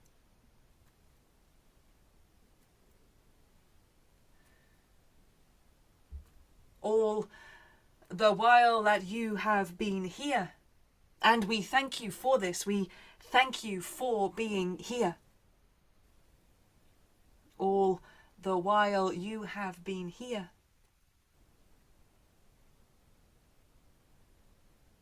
we have been noticing.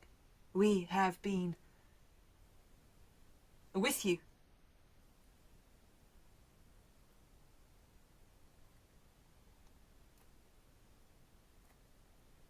We wish for you to know, as we feel has been completed now, we wish for you to know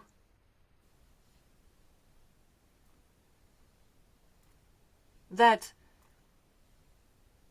there is not what you would say an end. In our existence, in all existence, in your existence, there is not an end. And so drop this. There is not an end. There is just a happening, a beginning, and out of beginning back to a happening and a beginning again.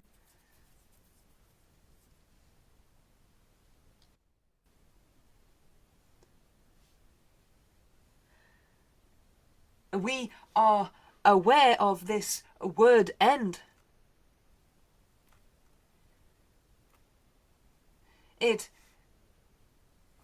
is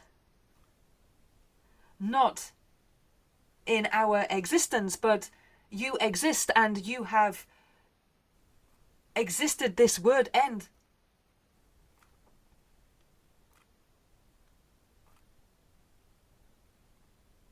But existence never ends. Existence cannot end. It is. It is, it is, it is, it is. Existence is. Existence is existing as you are, and existence is existence.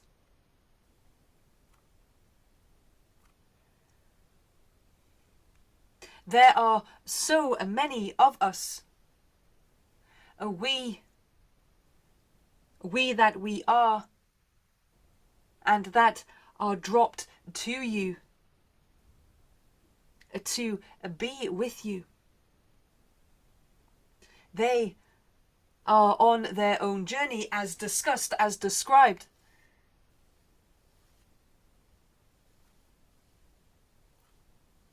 But they come already with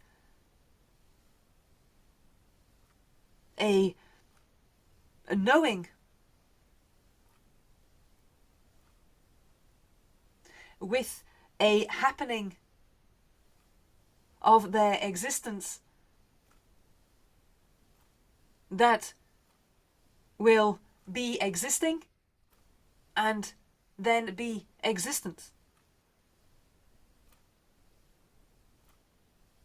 Existing is in this space of the physical and physical forms.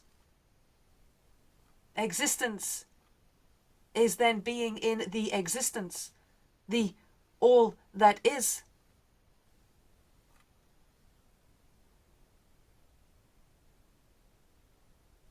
They are happy to share this with you.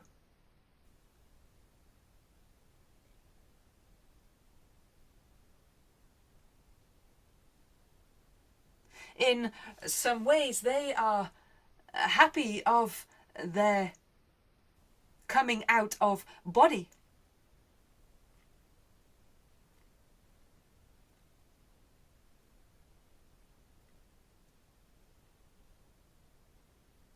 In life there is happiness, and in life there are sorrows.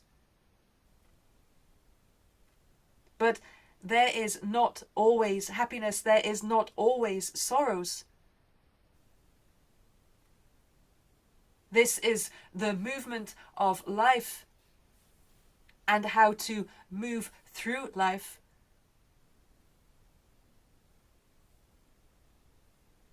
But we ask, how might you bring happiness to existence when not existing? It is not a happiness of how you may tell yourself. It is a happiness of all that exists. It is a happiness of being all that exists.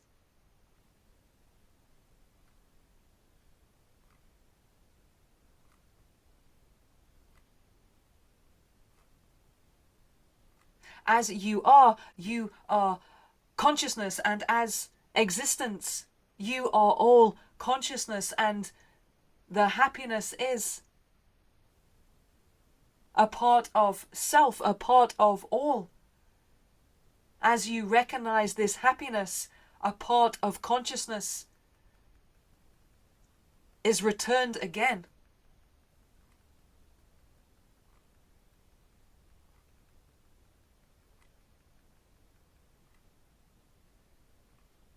As Isla shares in her own words, it is not about a happiness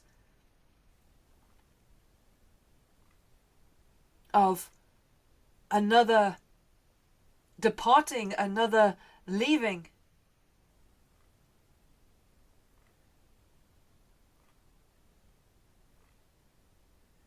There is to be a sorrow here. That is to be expected. But when you are able, which we know you are, when you are able to see the happiness of existence, then another part of consciousness becomes whole, another part returns, and consciousness itself rejoices, and you rejoice. There is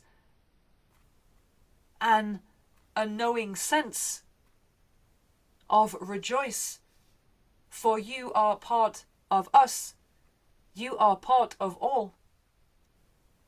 And being part of all, you are also part of existence in not existing.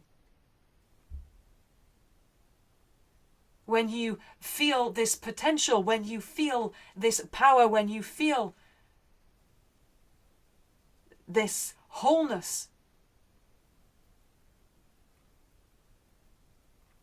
There you will be, there you will be.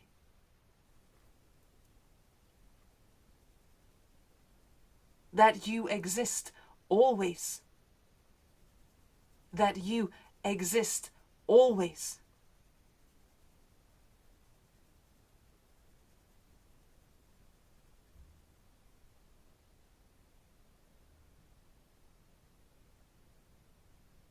We are glad that you prepared yourself to be here.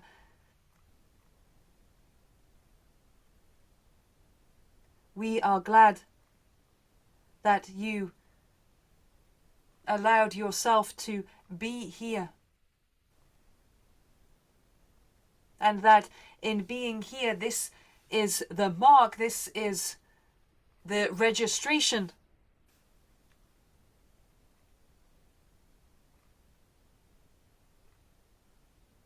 that you have elevated your awareness, or your awareness is elevated.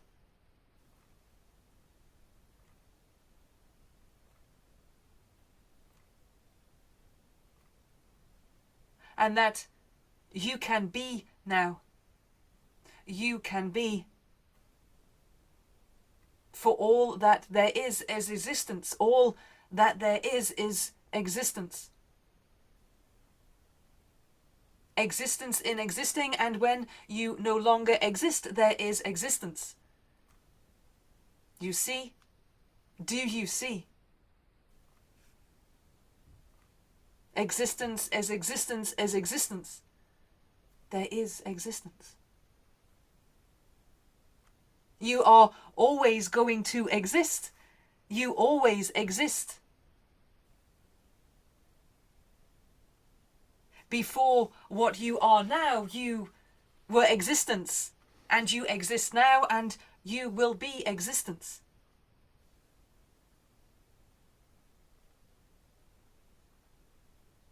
So there is no talk of end.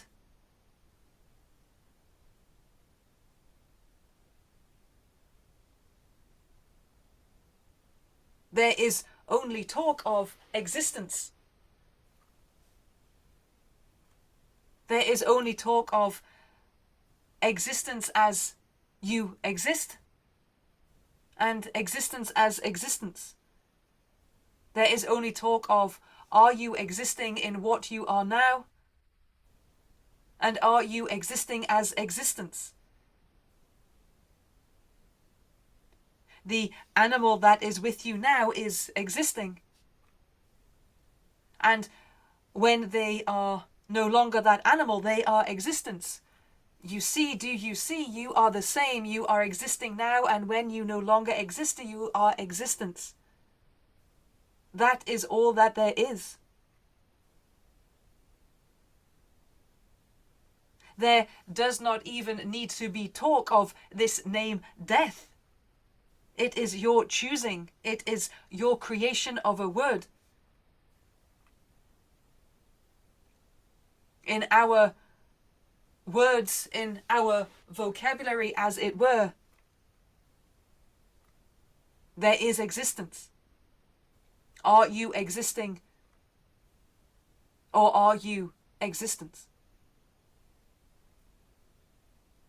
Are you one or the other? And when you are one, you are still the other. Do you see? When you are one, you are still the other. So you are always existing, and the animals are always existing, and the plants are always existing, and the stars are always existing, and all things that have ever been are existing. All that there is existing. So exist. Exist. Exist. So exist. That is all. That is all.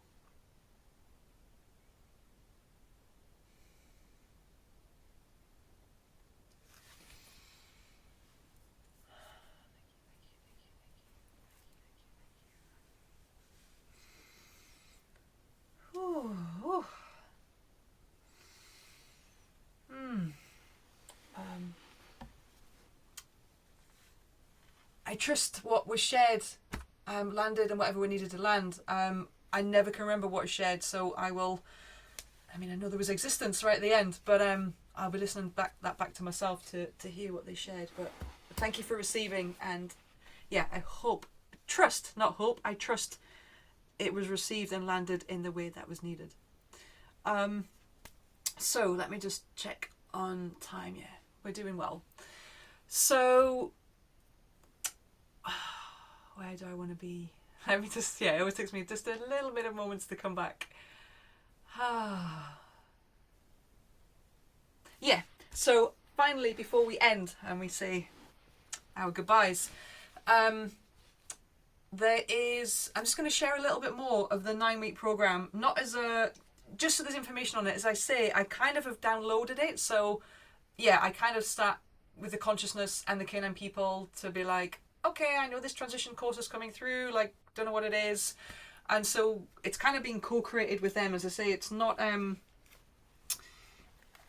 bulked out as a ready to go ahead program. So I would like it to be a wintertime offering, but as I say, I don't even have any dates or anything, but let me share it with you, because if it speaks to you, then at least you kind of can feel into its consciousness of what's being formed. So yeah, the 9-week program is called, I haven't printed it off, it's on my computer. So it's called Sitting in Ceremony and Sacred Space for Your Animal's Transition.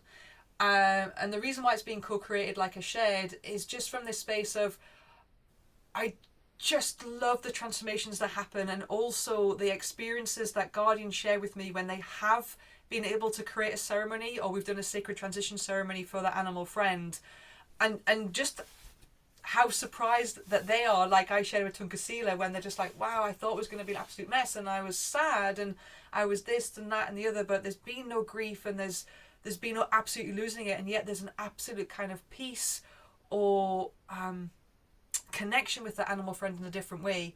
And I just would love us all to be in that space, and also for my own experiences as well. So with the canine people, we've co-created this 9-week program. Heck, it might be 7, it might be 10, but at the moment it's 9.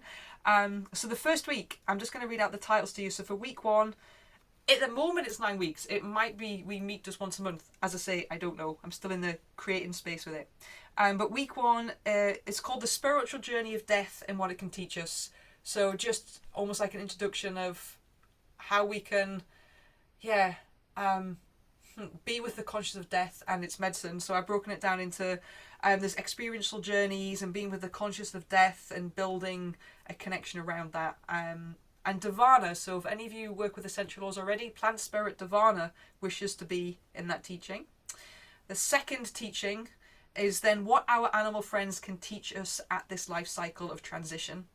And so there's various points around that we'll explore. And Labdanum is the plant spirit that is spoken or wants to be with that teaching. Teaching 3 is creating sacred space for your animal's transition. Melissa, as the plant spirit, is asked to be in for that teaching. Teaching 4 is preparing yourself in a ceremonial way for your animal's transition. Really beautiful. Rose stepped forward to be with that one. Week 5 or teaching 5 is creating ceremony for your animal's transition, and that's Yarrow as the plant spirit. Teaching 6 is after your animal's transition with Bergamo. So this can be around how we can we can look at the grief, the initiation, the ceremony, guilt, reflections, projections. That will also include a psychopomp. It would also include do we need to do a sorority for ourselves? How do we prepare ourselves for any healing that might be needed? How we continue with healing ourselves, how we continue that connection as we support our animal's soul to transition to the spirit world, and how we can connect to keep a connection with them. And teaching 7 is staying connected with the spirit that was your animal friend. Teaching 8 is aftercare for yourself, and then teaching 9 is messages from your animal friend. So that will be again just experiential journeys connecting to their consciousness. So when our animal friends transition, just like when we transition, we go back to one consciousness. So they are no longer that animal form, they are spirit, their consciousness. And so you can still speak to them, you can still connect with them. They basically become your spirit guide, they become part of your spirit team. And the way that they share themselves with you can really vary. You may continue to see them as the animal form that they were in. They may come to you as a different animal. They may come to you as a colour, a plant, a symbol, anything, or they may change. Or again, they may change for teachings of what is needed. So I did just last week. We're Saturday today. So just on Thursday, I did a sacred spirit ceremony for an animal that transitioned quite a while ago, for the guardian. And one of the things that the spirit or the conscious of that animal showed to me, very powerfully so, was a crow. It kept showing like crow, crow, crow. And I was just like, yeah, do you know the spirit medicine, or the spirit animal that this animal that's now conscious is sharing with me, very much so as crow, that it's showing itself in the form of spirit animal crow. And I'm trusting that to then say to the guardian, so because crows also exist on this earth, you can build a connection there to the conscious of the spirit of your animal friend that's now in spirit through crows, but also just know how they're representing themselves and showing themselves is through this crow medicine. And then what she shared, which is really beautiful, she said, that's really amazing, just amazing anyway, but she said, the day my animal transitioned, there was a crow in the garden and right in front of her dog before the dog transitioned, and the crow, she said, it literally was like it was doing this weird dance. She said, I've never seen a crow do this dance before, but it kept like it was almost like in a hypnotic state, and it kept dropping its head, and she said it wasn't unwell or anything, and then it flew off. And I'm like, well, there we go, that is ceremony in itself. It's like spirit is in everything, so when our animals are transitioning, also be aware of the things that come to meet and be with our animal friends as their spirit team as they're preparing to transition. So everything is part of everything in that way. So pay attention, and we can also see their allies and helpers that come in all these beautiful ways as well. So that's what I wanted to end on. Thank you so much for your time. I wasn't quite sure if it was going to be 2.5 hours or just 2 hours, or I didn't know, but it was obviously the perfect timing. Like we've brought in, everything's always the perfect time. So thank you so much for your time and for giving me your time, giving consciousness your time, giving yourself this time to be in this space. It was really beautiful to share. I'm really pleased that it has brought clarity, support, consciousness, and my invitation going forward is just explore in all ways that you can, in all moments, that your unlimited, infinite expression and fragmentation of consciousness, and be in consciousness with your animal friends to explore your connection, your conversations, your relationships, your ceremonies, and your healing. So with that, sending you all much love and many blessings. Oh, and I'll post the recording out as well, so you'll have this as a recording. Thank you, Many Aula. blessings. You are so welcome. Good night. Good dream times.